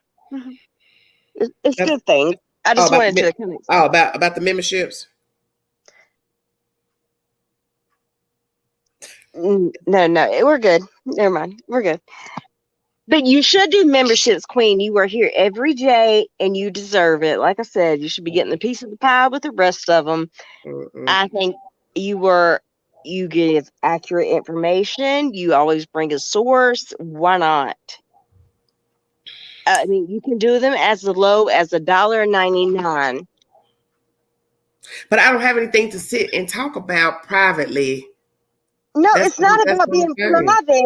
It's just, I mean, okay, so let me say it like this. So there's a lot of many channels that do it, and there are no perks. You're just, I guess, a loyal member, I should say. But some people might want you to give a perk because that's what YouTube will say in that membership commentary. You can do things, for the members or whatever. Hell, the stuff that I would want to do, y'all don't live near me for me to give you nothing. I'd have to be trying to find you, send you stuff, and all that kind of stuff. So that's why y'all need to be in Tennessee. You can get all the perks you want. I'll meet you somewhere and give you some. Y'all live too damn far. Woo! I guess you be glad for Angela to meet you somewhere and give you something, honey, because I'm always trying to clean some house. But y'all live in Arizona, California, New York, North Carolina, so it's like, well, you're not but a few hours away. Yeah, from you, but there's other people that live all the way across the country. Yeah, there's people in different. There's UK Thank people. You, CR. Thank you, darling. Thank you so kindly. Now, where were we when we so kindly interrupted? I have no idea. See what I'm saying? They lost track of what we were saying. Yeah. Who are the West asking for visitation from? Huh? Now, see, Tracy? I don't have the foggiest. Now, Tracy, what are you down in there humming about? Molly, you was just up here. Who are the West asking for visitation from? Oh, Marie saying biological children. Ain't nobody getting ready to take them kids to no jail. Did you hear that? What'd you say? Say it again. Girl, let me go look at my phone and see what this gossip y'all got going on. Hold on a minute. Because I smell a rat. Let me see what's going on here. That don't sound right. Hello. Hi, I'm back. Hey, you was up here and then you fell back. I thought you were yelling at me. Oh, they had a court hearing Monday. Well, I ain't see no information about it. Hold on a minute. Y'all starting to scare me. Now go ahead and speak on it. Hi, I don't know what I missed in the last couple of minutes, but okay. Thank you, Christy Patrick. So you've only seen the Watts case, like the Netflix special on the Watts case? Yeah, I think I've gotten like bits and pieces. I saw some of his interview where he was confessing to the crime. I can't remember how many parts that had, and then I saw the Netflix documentary. But as far as just following it verbatim, everything of who shot JR, no. Right, you didn't get into the clown cars. No, because I got clown cars right here in Tennessee. I can hop in. ain't gotta go get in way out there. So, what is it that you want to bring to the table pertaining to that? Well, not much, but there was another creator that did a series on that looked closely at the Mistress, at Nicole NK. Okay. Okay. And they did some real deep diving on all of her different interviews, and Okay. she's so strongly narcissistic, Okay. and so he's such a just a doof. I mean, he's not an independent thinker. You know what I mean? Did you ever get to see Well, I any mean, look, when I watched his text messages, it told me a lot just from the text. He Oh, was yeah. very mild mannered. He was not combative. I Did you do see believe the any wife was a interviews with his mom? headstrong, probably type person. Did you ever get to see any interviews with his mom? Oh, his If I mom. haven't seen a long time, it's She been a while literally ago. didn't go to his wedding because she hated the new Yeah, I wife knew it was so a much. problem. I already knew that that there was some issues I thought about the But she's parents with ruled his her. life. I mean, he's basically been standing where she tells him to all his life. And so here's this new So that's where his mistress. persona came from then. Right, So then how exactly. did you go from that, a mild-mannered guy, to plotting the death of people and exacting it? Because you have the wrong mistress. Huh? Because this woman, I think she is a disaster. This Nicole woman, I don't think that she's, I think she definitely has guilty knowledge, and I think she definitely was the one Yeah, who put him guilty up knowledge to of it. what? You can't leave that open-ended. Of what exactly, baby? Of her involvement in pushing him to do this. Like, So you listen to what you're saying now. I think You she know left they it dumped the open-ended. phone. You know they've dumped his phone. If they saw any type of improprieties as far as coercion, conversation, they would have looped her in. I guess, but I mean, if you look at, like her Google search When they history. dumped the phone, you think they didn't dump that lady's phone too once they saw who he was talking to and they asked him about her? She might You have think made they some didn't check the agreement with text them. messages? Do you Huh? think she made it some kind of immunity agreement with them or anything? They would have told that. They would have told that already. Really? Yeah. Anytime you do an immunity with the state's office, that's going to be mentioned in a murder trial. Because that person is going to be asked to testify. So they got to tell the public that. Because you have to give that evidence to the defense. But I mean, she was Googling Amber Fry. She was Googling Amber Fry and how much money she made off of her book. She was Googling how. Well, that's after the fact, right? No, before the kids went missing. Or like, I guess maybe it was in between the kids going missing and him Okay, getting. so you're trying to tie in Amber Fry to her situation? No, I'm saying that the mistress was trying to research Amber Fry to see how she made out. Do you understand what, Brittany, do you know what I'm talking about? Yeah, she did. I'm just trying to understand, where are you taking that Google search is what I'm asking. I'm saying that she was calculating all of this. Calculating what? She was calculating her role in it. She was calculating she was manipulating him, just like he always has been, first by his mom. And then, again, this man has been, told what to do by women all his life. Okay, but in my opinion, when you say Googling Amber Fry, the mistress did. One would say, I know who you're talking about, sweetheart, but what I'm saying is. But I'm saying you got to make it make sense to me.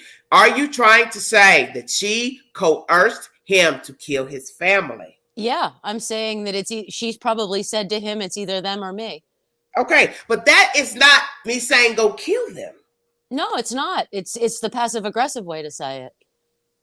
Okay, but so then you're basically saying a weak-minded person got an ultimatum, because people are giving ultimatums all the time. Kind of like your boss saying, either you're going to comply with doing the job or I'm going to fire you. So then you're going to instead go shoot your boss. Well, I don't know if that's the same, she left it vague and open-ended. It is the same. It is the same. It's called mindset. Go on. You have a weak mind that even in conversation, you can't see when you're being hoodwinked and bamboozled. And there, I think that's it with him. I think you're right. He's weak-minded. Okay. He's so weak-minded. Okay. And, sure, he would go right to that. That she told him to kill them. Oh, no, I don't think she verbalized you to leave. This is what you got to remember one thing. If she already said, I know he was married, he told me they were separated, I knew he had been lying, then what is it that I got to talk you into? Exactly, if you told me that you were separated. I don't understand. Say that again. I'm sorry. If I've been only dating you a month, I can't expect that you would just go up and leave because you met me. Because 9 times out of 10, you probably was already having problems before I met you, which they were. So but think about it. That month is as good as it gets in a relationship like that. I mean, that's when like the world is on fire. I mean, good as what you mean, good as it gets. Like when you have a hot new squeeze, you know, and you're going in, and especially when your wife's out of town and you don't have any rules, and you know, you can, you know, for the first time he was off the leash, and you know, that's as intoxicating as it gets. Okay, but what I'm saying is, if the police thought that there was any coercion, any complicity, they would have found it, is what I'm saying to you. I agree. Yeah. So passive aggressive doesn't mean anything because he's grown. You're right. And from a legal sense, He's an adult. I can listen. You think a queen ain't never batted her eyelashes and said something about something she wanted very passively? Exactly. But I mean, she left it way open ended. Like Damn. that's want how me a TV. The next thing I know, I had a new TV. Stay woke. Stay woke. But see, me being passive aggressive about a television, leave your wife, that did not say go kill them. Right, but he's dumb enough that he might have thought that was his only option. Mm-mm. Really? No.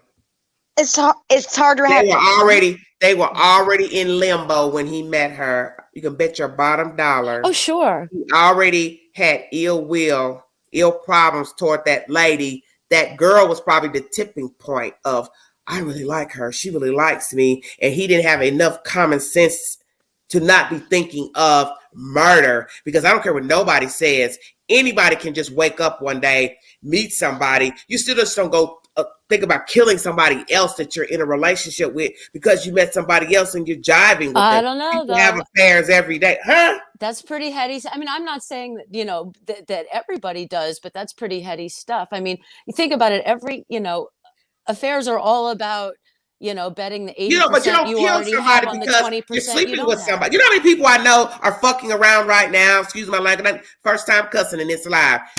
I don't hear them talking about killing somebody else. Yep. No, but jealousy is a leave strong their emotion. partner. Huh? Jealousy is a strong emotion. Molly, where are you from? Pennsylvania.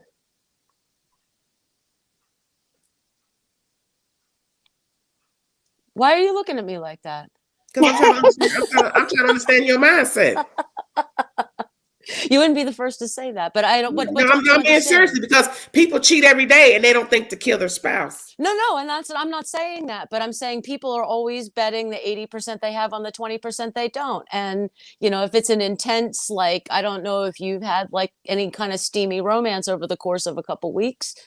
You know, I could see it again compared to. Let me tell you something. If I was to like a married man, let me speak for Queen. If I was to like a married man right now and I was into him, I'm not getting ready to tell him, go kill your wife. No, but every married man like convinces the mistress that he's just on the verge of leaving her. You know, that it's just like, I have this horrible life, and the mistress. That's not true. I know somebody right now that's married and they've been cheating a long time and he ain't telling a heifer nothing. Yep, I do too. I'm sorry, say what'd you say? He ain't telling nobody he leaving nowhere. But so many of the people I know, the women I know that have taken up with married men. When you speak of the folks Molly knows, and I'm not trying to be nasty. I know a lot of folks. But okay, I know a lot of folks too. Queen 51, I know a lot of folks. And I know a managed whore right now. I know a managed whore right now. And I could tell you he ain't told that woman he's sleeping with right now he getting ready to leave. Because guess what? She got a husband. Right. Okay. That's fine. But I'm talking about the single ones. You know, that's a convenience arrangement. You know, single women who, what's that? There's no way I'm going to speak for every man that cheats on his wife that he's telling another single woman he going to leave his wife. I know a lot of men. Listen, I know a lot of men who will tell you up front, I just want to hit it. I just want a friend. I'm not leaving my wife. That's why I said, Molly, But the narcissist can't handle that. The narcissist needs to be needed on that level. Okay, but what I'm saying, Molly, you speak for some people experiences you have had. You can't You're say right. that every married man tells women that he's going to leave his wife. Lots and lots of them do, though. But you have bigger issues to think that you're going to kill your wife and your 2 children, 1 unborn, and that you're going to continue a relationship with another female. There's bigger issues than that, in my opinion. Thank you, Oh, Tracy. sure. He didn't want to pay the alimony and the child support team. That's all. But I'm who is the one bringing that up? The mistress? No, I ain't saying that. I'm Queen's saying it. But I'm saying the mistress was the one probably pointing out all the alimony and child support. If you listen to her in that He interview, knows all those things. Molly, do you hear yourself? He's Yes, a I man. do. Listen, the mistress, he wasn't even with her long enough. He was already miserable with his wife. Sure. Before that girl came along. Sure, but he'd still be with her if she didn't. I guarantee you. If she didn't what? If that woman had not presented herself at that time, he'd probably still be with her. His wife. Oh, I completely agree with that. Yeah, completely. Look at that, though. That's where the inspiration comes in. I bet you. Not her I don't believe that's a Nikki Kessinger problem. That's a Chris Watts. But but I mean, we're talking more on like an abstract moral level than like, say, a legal level. But I mean, frankly, right now, you're speaking of a sociopath that you don't even know. You're right. You don't know anything about Chris Watts. You don't really know what was going on with Chris Watts. But the one thing I think that was relevant that we already saw, he and his wife were having problems before that lady. Oh, absolutely. And so that they were having major problems. That created the deficit where he felt like he was entitled more. Yeah, again, like you want to trade the 80% that you have for the 20% that you don't.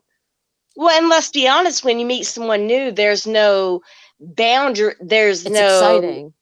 It's exciting. There's no liability. You don't have issues. There's not. It's all fun and exciting. There's not real life problems. Right. She symbolized something that really doesn't exist to him, I think.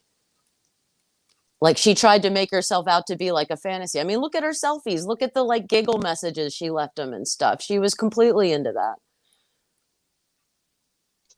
Well, I will say I think her and Amber Fry are completely different. Amber But Fry she wasn't Googled Amber Fry is what I was saying. I wasn't comparing them. But and I am aware of that. But I will say I think they're completely different. Amber Fry wasn't aware that there was a wife, and oh yeah, she was amazing. Like the way I didn't read her book, but she the way she went in and went undercover and everything else. I mean, this is not the approach that Nicole took. She was in it for herself. Nicole was a lot smarter than a lot of people gave her credit for. You can tell by the interview, in my opinion. She kept her mouth shut. Yeah, watch that Unmasked series. It's so good.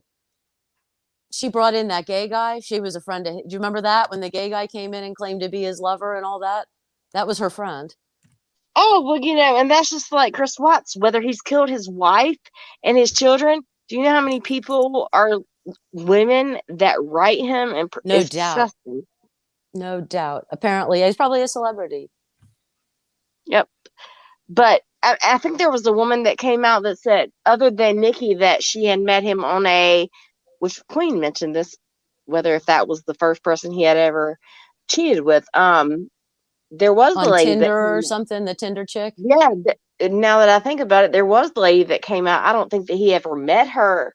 I think she was a fraud too. And it's possible. You never really know. But now, why was she a fraud? No, I think she was I think she came in out of a clown car, whether she was sent by the mistress or whether she, like the gay guy was, or whether, she was just clout chasing. I don't know. So there was that guy that came out and said that he met him, I want to say, on a website. Yeah, and they were having, and he had the kids in the car. Remember, he said he met the kids in the pickup truck. Yeah, and I don't think that was any truth to that. I think no, but she was the one that staged all of that. They knew each other. Nicole and this guy. Yeah, that's what I'm talking about. They knew each other. They worked together.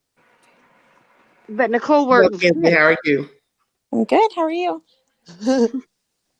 See, you sorry I grabbed that link, Queen. I ain't got nothing else to say. I said what I had to say. I just don't speak. I don't speak for everybody. I'm And definitely I not. don't claim I'm to not. I'm either. definitely not getting ready to try to speak for the mind of a person that would kill their family. Because as somebody in the chat just said, 9 times out of 10, he was going to kill them anyway had he not met her. Do you think? I mean, maybe it's a matter Kill of his time. children. You're trying to listen. A father and a husband are two different roles. But do There are you many think men he who would have have wiped out let his me whole finish. family Let me just to finish, be please. alone? Let me finish. I'm sorry. There are many men who have killed their wives and girlfriends, but they did not kill their children.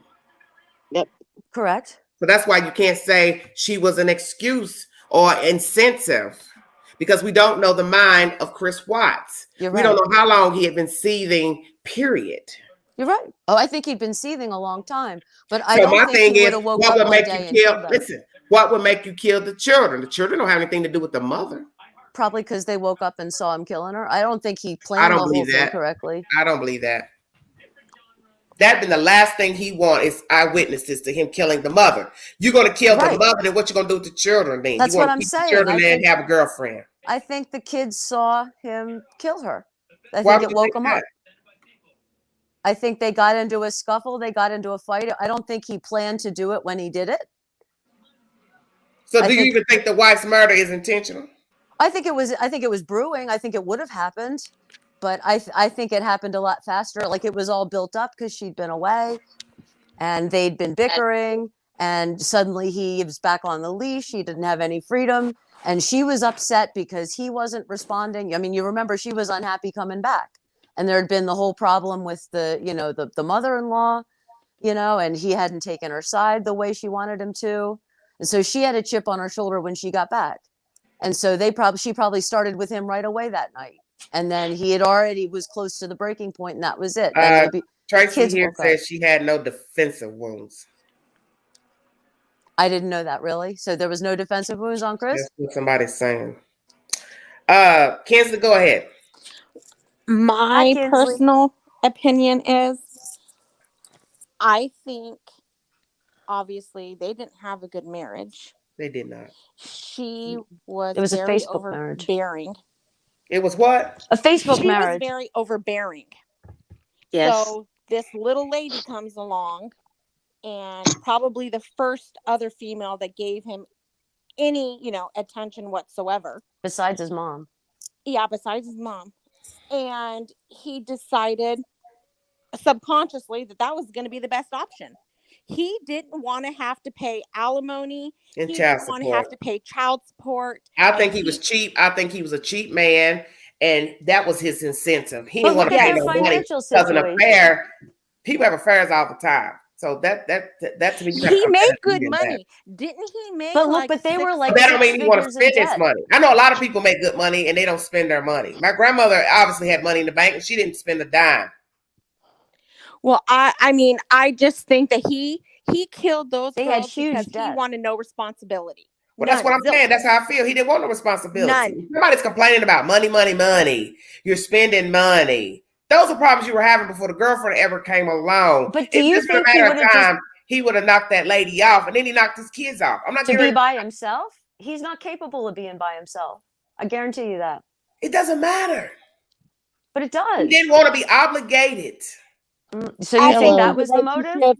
The issue with the parents that Shanann had with his parents also weighed heavy on him. Sure. That made it easier for him to do these type things. Because I'm saying, but I ain't gonna kill my kids. There's lots of men who have killed the women. They did not kill their children. So make it make sense why he would kill the kids. Well, if you want he was crazy. Well, if you want to see it as kind of an emotional abuse situation almost. I mean, you get painted into a corner and then you act out of desperation. I mean, I'm not defending him, but I'm saying it's just like your reality changes. I ain't really understood most of the stuff you done said since you've been up here on this panel. Oh, no, really? I don't know where you're coming from, because I know there's too many cases where we've seen women being murdered and they did not kill their children. It's true. What's true? That they didn't kill their children, but in this case, he did. I'm trying. Okay, but you trying to? I'm trying to understand. I just don't understand where you're coming from. That's just quaint. Because I'm telling you, the man didn't want to be obligated because we already know money was an issue. They were like so deep in debt. Okay, I mean, so that's where I'm going. But think about how they got his there. His children were also to him. See, you're not up there where he is. Right, but he They had no are a say. liability, all of them. Of course. And she They all were a liability. he wasn't aware of the liability as acutely as he was until this mistress came into his life.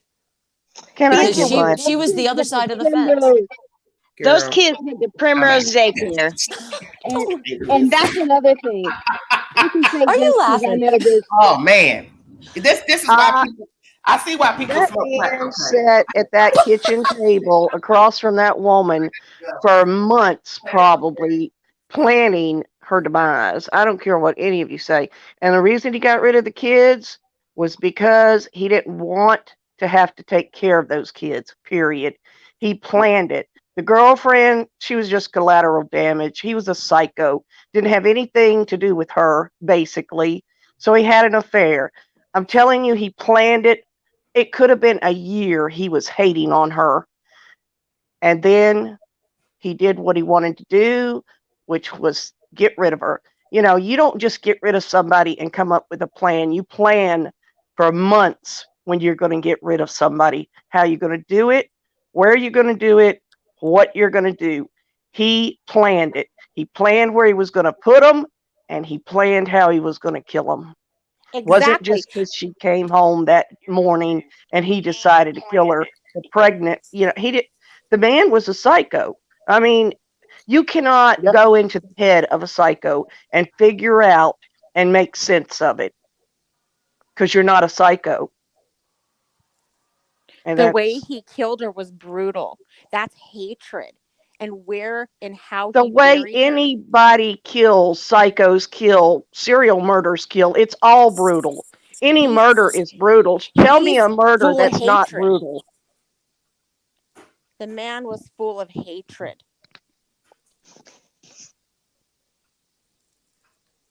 Show me any murder that's not brutal. Go ahead. If you're the one being murdered, I guarantee you think it's brutal.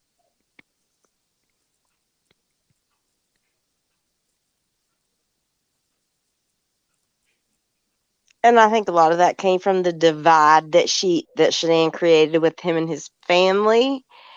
And then, of course, the financial debt and things like that.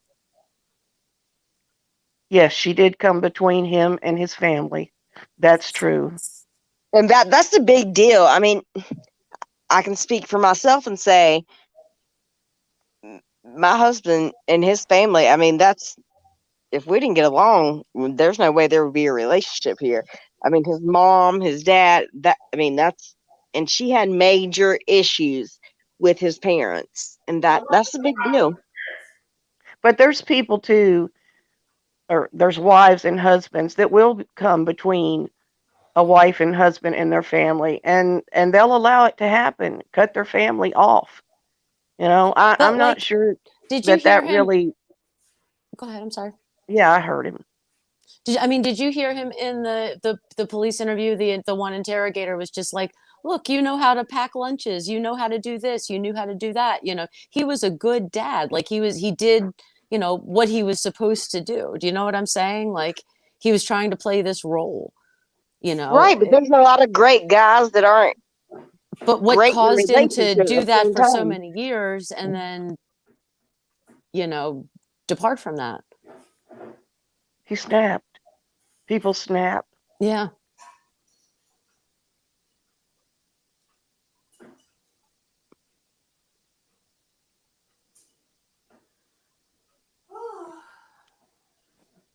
He wanted a different life. He That's didn't want it. the responsibility anymore. I agree. And then another baby on the way. I mean, it's just he'd been through it twice already. It's like, oh God, not this again. But yet, he stayed in the marriage making those babies. How about that? Sure. That don't got nothing to do with no girlfriend. So that's one thing Molly's leaving out. You made the baby before you met the girlfriend. Stay woke. But what man is thinking about making babies when he's making babies? He ain't. What you mean? He's grown. They don't grow up that much. You act like you talk about just some punk ass man running around putting his pee in different women making babies. What a concept. You're not making no sense. What are you saying that you She was supposed to be taking birth control pills, and she wasn't. Remember how upset she got You're about the right. condoms? She was. All he Mistress? wanted children. All he had to do was say, I ain't ready for no kids. He got them out. He not talk. He didn't But want he- no kids. He should have got fixed. Right, but another woman told him he wanted kids, so he listened. Again, he's been listening to women all his life. He could have still got fixed and lied to her. It's not making no sense. You know what they say? Keep letting them talk. What? I'm trying to figure out where Molly from Pennsylvania. I don't know what they drinking up there. Oh, you'd like it. Come visit. It's all the mistress' fault. It's his fault. It's the mistress' fault that they had financial problems. No, I didn't say that at all. That he was a little fat porker. He went away. I'm not saying that at all. He had 2 kids. He's had ample enough time to decide to put a condom on or ask his wife to take birth control.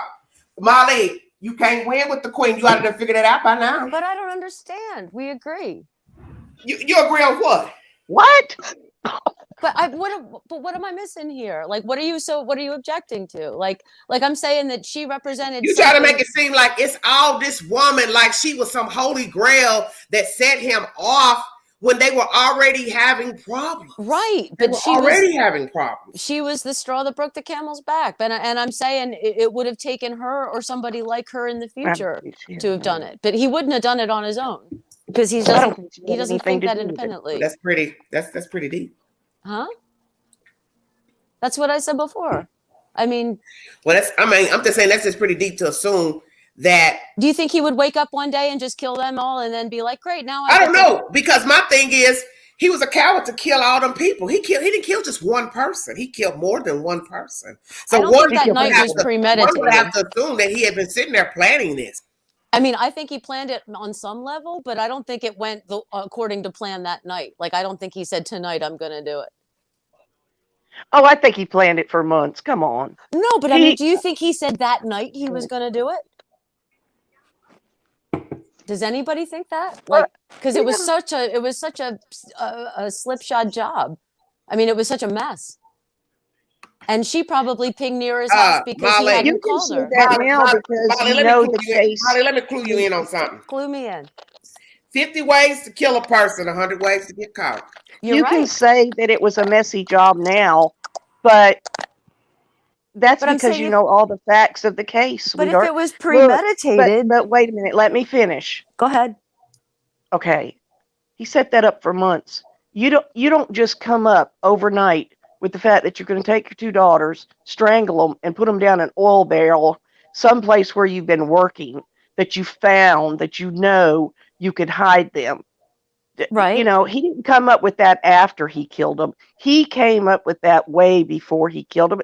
I agree with you, but I don't think that he intended to do it that night. I don't think he was that calculating. I think it was just that was more of an opportunity than anything else because I think they were fighting. Like, I think that either they fought before she went to bed and then he ambushed her, or, you know, they were just arguing, period. What does that matter when he planned to do it? He did it. Okay, and I'm not disagreeing with you there at all. I'm just saying that particular night, I don't think that, you know. Girlfriend had anything to do. So everything, look, upside down. Everything was an accident on that night. Not an accident. They fought. Oh, that's what it sounded like. She fell and slipped on a banana peel, hit her head on the tub. He went in, and the kids called, "Daddy, what did you do to mommy?" And then nothing. Go back to sleep. And then he went and dumped her in the car. And then he said, "Oh well, fuck. Let me go and kill my 2 kids too." Oh, because they saw. Right. Mommy hit her head on the tub, and they think I killed their mommy. I think he killed them at the site, at the oil tank. I think they rode in the car with their mom.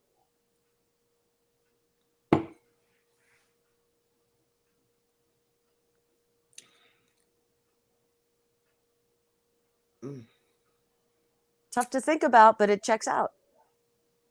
Don't nothing check out. In what book does it check out? I got no checks. Okay. Yeah, I ain't got no receipt either because I don't know Chris Watts, so it can't never be You're no right, receipt. and I don't. It can only be a receipt of Chris Watts was to tell you this is what I thought day 1 to the day I killed those kids. He's a knuckle dragger. This is what I thought about when I married her. This is what I thought about day 10, month 6, and the day that I made the decision. Well, I think Until he's you like, get oh, him well, telling you, you don't really know what he was thinking and not thinking. Well, I mean, it's like suicide almost. It's like, people who commit suicide, they think about it and they plan it. Oh, this is how I would do it, and this is how, or like OJ, same thing. Like this is how I would have done it. Well, let me think. My cousin killed himself, so I wonder how had he been planning it for such a long time. They do. But Oh yeah, first you said it wasn't suicidal planned. Now you say it is planned. Which is it? No, I'm saying that he thought about it, but I don't think that particular night that he was going to say, okay, tonight's the night I'm going to do it. I don't think that at all. I think it completely was So spontaneous. guess what? Everybody in the chat, had he not messed Pussyfoot, he'd still be married with baby number 3. That's not necessarily true. He might have met That's another what you one. said. You just said if it wasn't for her, he'd still be married. Right, her or somebody like her. No. Oh yeah. You said if he hadn't met her, he'd still be with his wife. I think he would until he met somebody else that represented the freedom that he was missing out on. No. Why not? The man had planned to kill her. But the man planned to kill her. I'm not trying to be mean, but you're not making no sense. But what you basically you saying he's gonna sit around and wait to get with a woman to kill his wife. No. He didn't. I'm not saying that either. I'm saying that he would not have just woken up one day and killed his wife and kids if he didn't already have another situation. He's just, again, he's not that independent. He needs another woman to tell him what to do. Wow. Okay, well, you're welcome to your opinion. Okay. I don't see it that way. And so are you. And I mean, I understand. All we have is empirical evidence. We're just all in the cheap seats here. No, I don't know. I think you in the balcony. Why? I mean, all I've watched is the interrogation. I think you think you at the opera. You've got the best seats in the house. I never said that. And you know exactly what Chris Watts, a diabolical sociopath, was thinking. No, I've just known a lot of dopey dudes. But just speaking for the dudes you know. Right? Okay. That don't mean that hell did they kill their wife? No. Well, then you can't compare them. Until you met somebody that killed their wife and kids, you cannot compare Chris Watts to some dopey ass dude walking around in a doped up ass relationship. But you can. It's not the same. But that's how you draw the difference. That's how you say, okay, where does it start being, where does it start being different? You can't speak for that. Because like I said, I know somebody that's a whore right now, and he ain't talking about killing nobody. Because he ain't trying to go to penitentiary. I know he ain't. You're right. Not for that. If he go for something, he won't be for killing no damn woman because he want to get with another woman. He doing that already. So he ain't got to kill nobody. He doing what he want to do, which is he like having the wife being taken care of, and he like sleeping with different women. Okay. But again, like I said, I can think that's one guy's journey, not every other man's journey. And I didn't say every other man. I'm just going. But that's how you talk. You just said it. Well, I know you just said it. I know because I know dopey guys. A dopey guy and a murderer, that's two different men. Even the worst of a man that's a whore, a scammer, is not nowhere compared to somebody killing their wife and their kids. Okay. Is it though? All right. I done had enough of that bullshit. You were saying?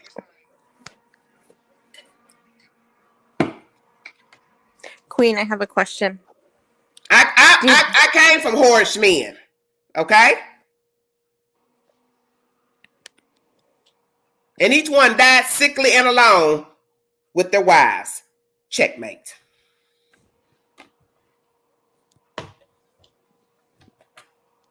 Who's next?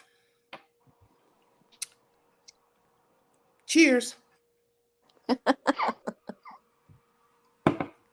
I don't think the SOB thought he was going to get caught. I think he thought I was so totally confused. You went, girl. He thought he was smart enough to walk away without. If I didn't know better, I would think she's a woman hater. She was making my head hurt. Because she sounds like somebody don't like gas. I'm just saying. Read between the lines. Go ahead, kids, and keep talking. Well, I think he was just narcissistic.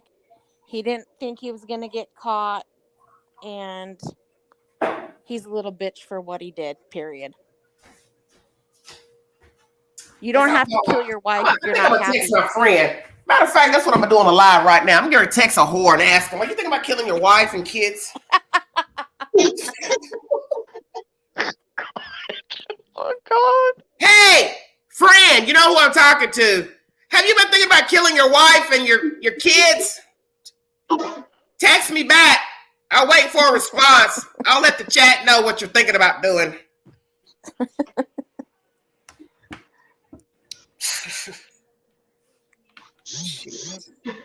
This motherfucker been cheating since he came out his mama's womb. He ain't about to kill nobody. And I ain't saying he ain't abusive because he's been abusive to where he could have ended up killing a woman by accident, them fighting. You get my drift? But he loves kitty cats. let the queen let you know that. Him loves some kitty cats. Y'all too quiet. Y'all done got scared. No, I think that I believe what I said. He sat across from her for months and thought of how he was going to dispose of her and those kids. I don't think the girlfriend had anything to think the fact that he had one, he didn't have one. He probably was cheating every time she was out of town anyway. It had nothing to do with it. Guess what? Of all places to bury somebody, that'd be the first thing I come think of is an oil well. Right. Like, now I've killed my wife and what am I going to do? Well, let me think real hard. Oh, wait. I remember there's some oil drums. No, he Wait a minute. Let's go here. Did he work for this company where he dumped the bodies? Yes, ma'am. He did? Yeah. Yes, Yeah, ma'am. it was one of his job sites. Okay, so that really is a perfect place because I have reason to be there. Stay woke. I have reason to be there. Right, the pings on the phone, he was there. He was working. Okay, so perfect place to put him. I just don't understand why he buried her and he didn't put her in an oil drum too. I think she was too heavy. Yeah, because that's I thought about that. Yeah, that's possible. That's dead weight. Everybody up some stairs. She's dead weight and I like dragging a body downstairs. There's no way he could have carried her up there, I don't think. You're absolutely right. Where was she buried, Kinsley? Kinsley, where was she buried? What in that shallow grave, right? Right next to the oil tanks or oil drums? Kind of out in the field there by the pines. Because your adrenaline is very high when you are doing what he did. That was a lot of stairs up to the top of those oil drums. You've already killed her, killed the kids. You now got to take one body at a time out, all that. Your adrenaline is high and you're trying to get that night over with. You're trying to get that night over with. You're worried about carrying the dead bodies to the site. See, that's something a person who is sane will not understand. Your adrenaline is very high in the commission of a crime. Because you got to get from point A to point B with dead bodies and not be detected. He could have got pulled over with a tail light out. Anything. Yep, that's exactly right. And I'm sure carrying the baby up those stairs to the and took the 2 kids alive. Auntie says he shouldn't be judged by his worst day. Okay. Well, if that's your that's what we're judging him on. Well, I ain't damn, I hate your damn good day. Shut up, Satan.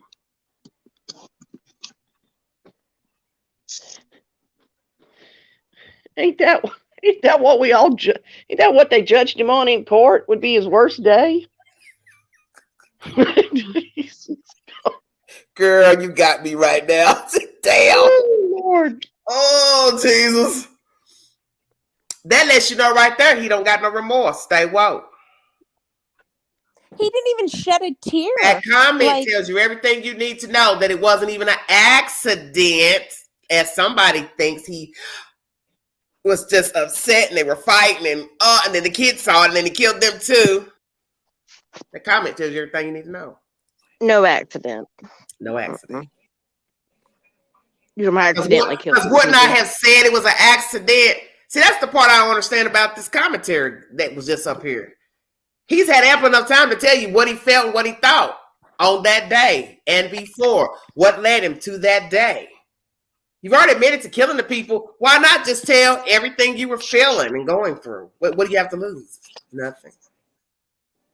You have nothing to lose.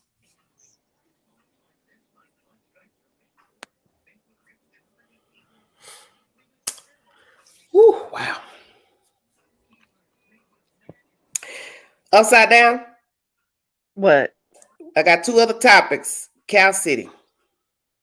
Okay, well, Yeah, I have 3. I have her interrogation, which has been released. The Cal City Boys, anniversary was yesterday. And then I have Billy Ray Turner, who was convicted yesterday of murdering Lorenzen Wright, former NBA star. So this topic is this 3-part live is basic about the mind of a killer. What set these people off? Kill 2 children. A man killed a wife and 3 children. And then this guy was friends with this woman, had an affair, whatever. A deacon, handy guy, orchestrates a killing on a man who was a woman's ex-husband. Now explain that. I can only imagine what she'd have to say about that.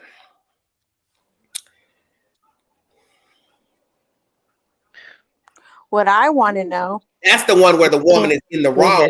Cheryl Wright. If you want to talk about a bad bitch, Cheryl Wright was all those things. Greedy, money hungry.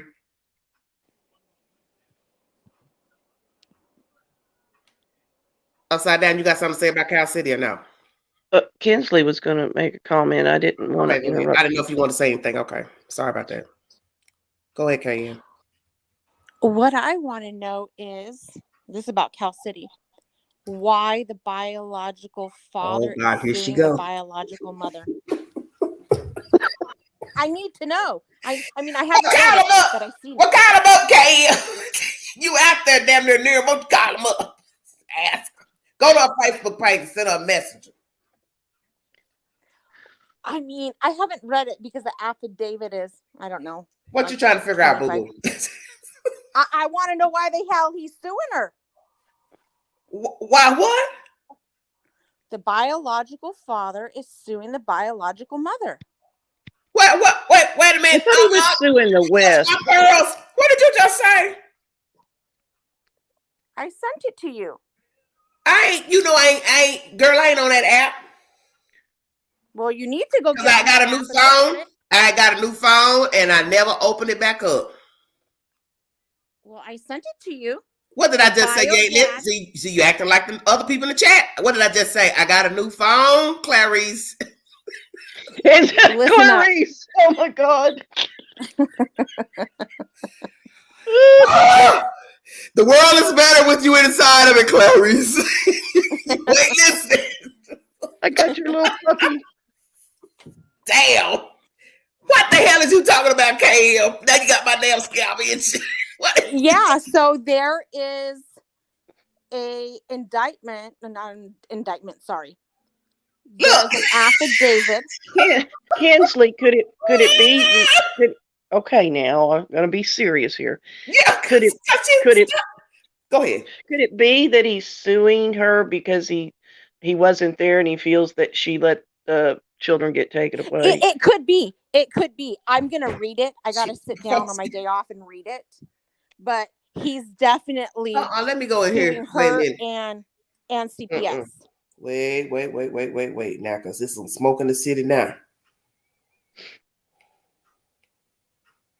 Why are those fools wanting to see all their children that state took away and they want they don't deserve to see shit. Nobody's gonna I mean, not only that, but wouldn't that incriminate the witnesses? They're witnesses now. You can't be having. Yeah, I didn't get to watch I tuned in for a little bit when the judge started talking, and then he was just talking about it being on record, blah blah blah blah blah. It's going to be recorded, and then all of a sudden the audio went, It seemed like they turned they miss their kids. They haven't seen them in 10 months, blah, blah, blah, this and that. You know what?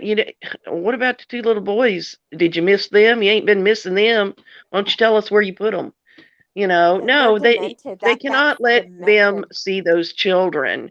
They are witnesses for the prosecution at this point, is my take on it. I I don't hope. even know what would possess them to think that the judge would even remotely allow that. I mean, what are they going to bring those kids up into the jail Exactly. with all those convicts and all those, who knows what kind of people are in there, and they're going to bring those kids up in there? No. Or what? Let them out so they can go visit them? I don't think so. I'm trying to find. Yeah, so he filed a lawsuit against CPS and the biological mother. It's got to be because he thinks that, she wasn't doing what she needed to do. Right. The boys got taken away. But you are a part of her, because guess what? Why didn't you take them and take care of them? There are pictures of you on Facebook with the bio mother at the damn DHS office with your children. Ting, stay woke. Ting, ting. So if you were there, then that means you would have been able to have access to DHS for them to contact you and tell you what the hell's going on with your children. Miss me with all that.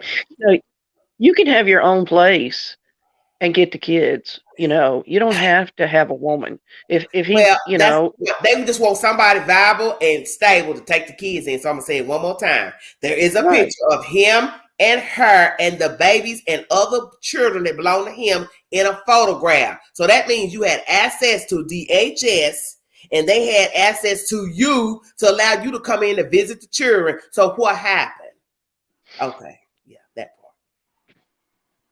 Sound to me like that lawsuit. I try not to speak too much on it because my feelings are very strong that go back to the very beginning of how your child got in. I know, but don't nobody like talking about that. The state's care. But I'm definitely going to have to read it on my day off tomorrow. I'm trying to figure what's the source for the information that you got that from, girl? I have the whole affidavit from someone I know. I have the whole document. Because I ain't pulling up nothing about them. You're not going to. You want to know why? Oh, Lord, you done went and snuck something you ain't had no business. Because I'm correct, I may say this completely. Don't say it. I already know what you were saying. Don't say it. Don't say it on the live. Well, no. I'm gonna talk about something that's Well, I thought you were gonna tell me your source of how you got the information. Oh, no. Okay. Never. But anyway, so from what I understand, there was an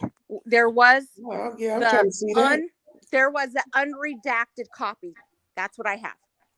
When the indictment before the grand jury, or right before the grand jury was, called into session, and this was going to go to the grand jury, those documents then became redacted. You couldn't find them online. All you could find was the front page, and everything else was blacked out. Say it again. What was blacked out? The affidavit. So for what? So I have the unredacted affidavit. I have the original affidavit. You mean from when he tried for him to sue the state? Yes. Then when the grand jury was brought into, question, hey, this is going to the grand jury, and yes, we're gonna hand down, a warrant. Those documents became redacted. Okay. You couldn't find them online. The only thing that you could find. Well, why were they redacted? Do you know? Wait, what? Why were they redacted? Do you know? Because they had to black it out because they were getting ready to go public that there was an indictment, that they were going to legally indict them. Now, once that hit the news, I don't see no more Bonnie and Wayne. Those forms became unredacted again. Mm-hmm. And that is because they knew that those boys were dead. So they knew that an indictment was coming. And the thing is, the date on the front page of that indictment, of that lawsuit, is in question. I'm gonna have to send you. I don't know where to send it to you, but that date on the first page is very telling because it's stamped way before the grand jury took the case. So they already knew what was getting ready to transpire, is what I'm trying to say. They already knew it was coming. The biological father, he already knew it was coming. Okay.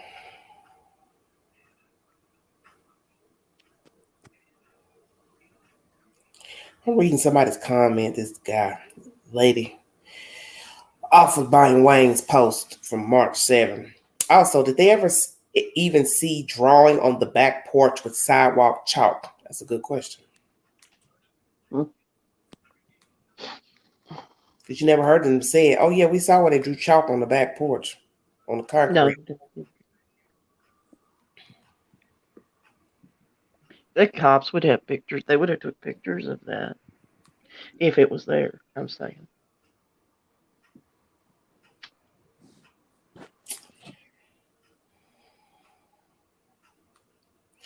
Well, I'll try to open that up to get the information, because what I'm trying to understand is where the hell you got this information about the father suing the mama? Or did I miss that? It's in black and white. It's on the original court documents. How you gonna sue her? I don't understand. Look it right here. I'm looking at it. Damn it, read it. Well, I can't read it all, but the original. Well, read that part. Okay, so it says Charles Pettis, an individual, and Brenda Pettis, an individual, are the plaintiffs suing County of Kern County Children Protective Services, California Children Protective Services, State of California, and does 1 through 100 inclusive defendants, and Ryan Dean, an individual defendant. Girl. Now, get this. At the bottom, it says jury trial demanded. What? So that means that you talk about some hot tea. That's some tea. Okay, what nobody say. That's some hot tea right there, girl. I ain't gonna never get no sleep upside down. Oh. You know you wrong for that damn name.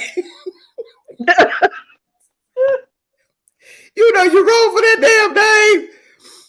Damn, do I gotta go live again? I'm already at hour 3:41. I gotta come off of here.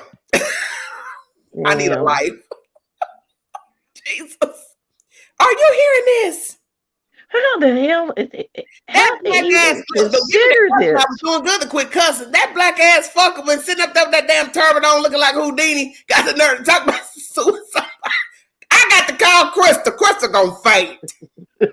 Krista gonna damn faint. Like, what the hell are you talking about? Oh, have mercy, Jesus. Let me text that child right now. The best gossip or the best shit of all of it is that at the bottom of this form, it says jury trial demanded. So that means that they knew that they were handing this to the grand jury before that DA made her speech. Well, we already knew that because they asked for the DNA, remember? Remember they asked for the DNA from the father? Remember I brought you that information? Yes. Huh? Okay. Ooh. Who was the DNA? Y'all off the chain. Okay, so listen to y'all what something it says. y'all says out there. I ain't lying. Complaint number 1 is negligence. Complaint number 2 is negligent hiring. Okay. But where was he at? I'll wait. Or I'm thinking it says supervisory because I circled it in color. Look. Wink. Where was he at? Bye, Felicia. He was out there making more babies. These last $2. I'm not gonna lose. Hiring. He said negligent hiring. Look, he said, meet me at the casino. That's what a baby daddy was. Look, y'all white folks don't know nothing about that. Baby daddy's at the casino. Shut up, Queen. I'm dead. Maybe they didn't get the DNA to prove anything against the West. Maybe the DNA was to prove that he was the actual father for this That's lawsuit. possible. But We you know, never know. look, wait a minute. Look, I gotta do this. Well, wait a minute. They said he only the baby daddy. well, they might have, you know. Did you hear Queen say that? Wait, say it again. I have Hey, to put the Queen, phone in. Brenda Pettis now is a resident of Tennessee. Daddy or one. What the hell she doing down here? Redis doesn't move to your vicinity, Queen. She wants to have a little sippy sip with you. She want to look. Mike Tyson. Better keep your ears closed. Hey, you know Mike Tyson got some ear bites. Have you seen that? I put it on my community post. His ears are chewed up. You're not listening. I said Mike Tyson has ear bites, edibles. Come on, stay woke. Oh yeah. My boys, they keep begging me to. Can you please take me to Vegas so we can go into his dispensary? Wait a minute. Let me type this to this child. Because I bet she'll answer back when she see this. She would be like, Angela, please tell me you're making this up. She probably already know, though.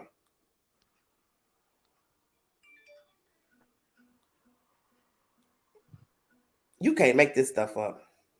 You just can't make this stuff up. Well, I guess that's the next live. You want to go live? KM, you gotta go to bed. I do. I have to be up to take my son to the doctor at 7. But we can go live after that tomorrow.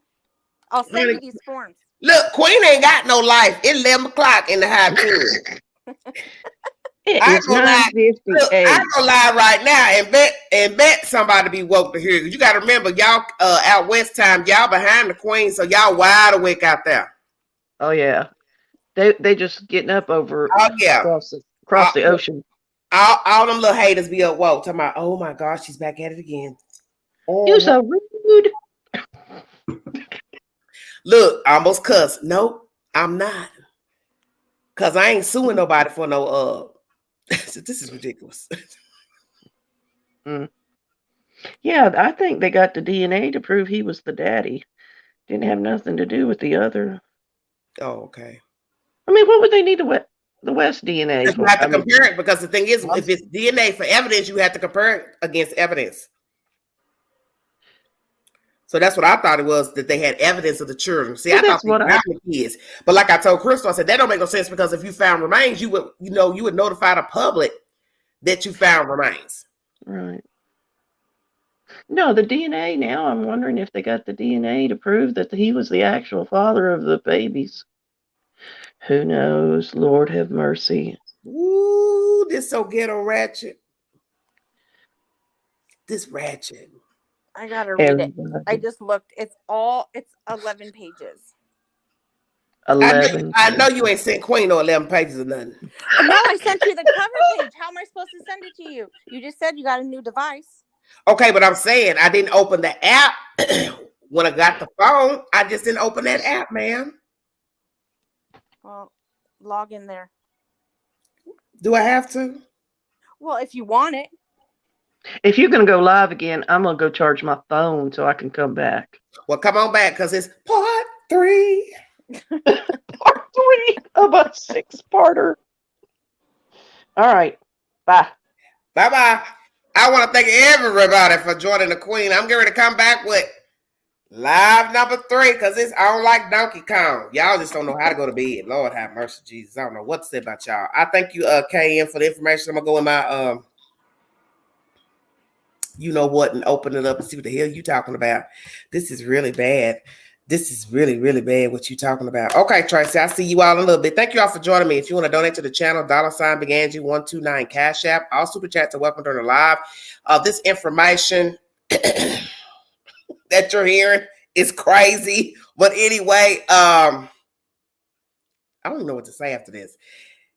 This was a 3-part live pertaining to the anniversary of the Cal City Boys.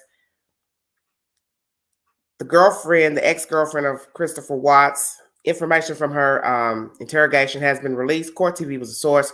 And there was a guilty verdict down in Memphis, Tennessee of Billy Ray Turner, first-degree murder in the murder of Lorenzen Wright, former NBA star. Thank you all so much for joining me. Queen will be coming back as soon as she gets to said information. I'll see you all soon. Thank you so much for joining me. This is Everyday Shenanigans.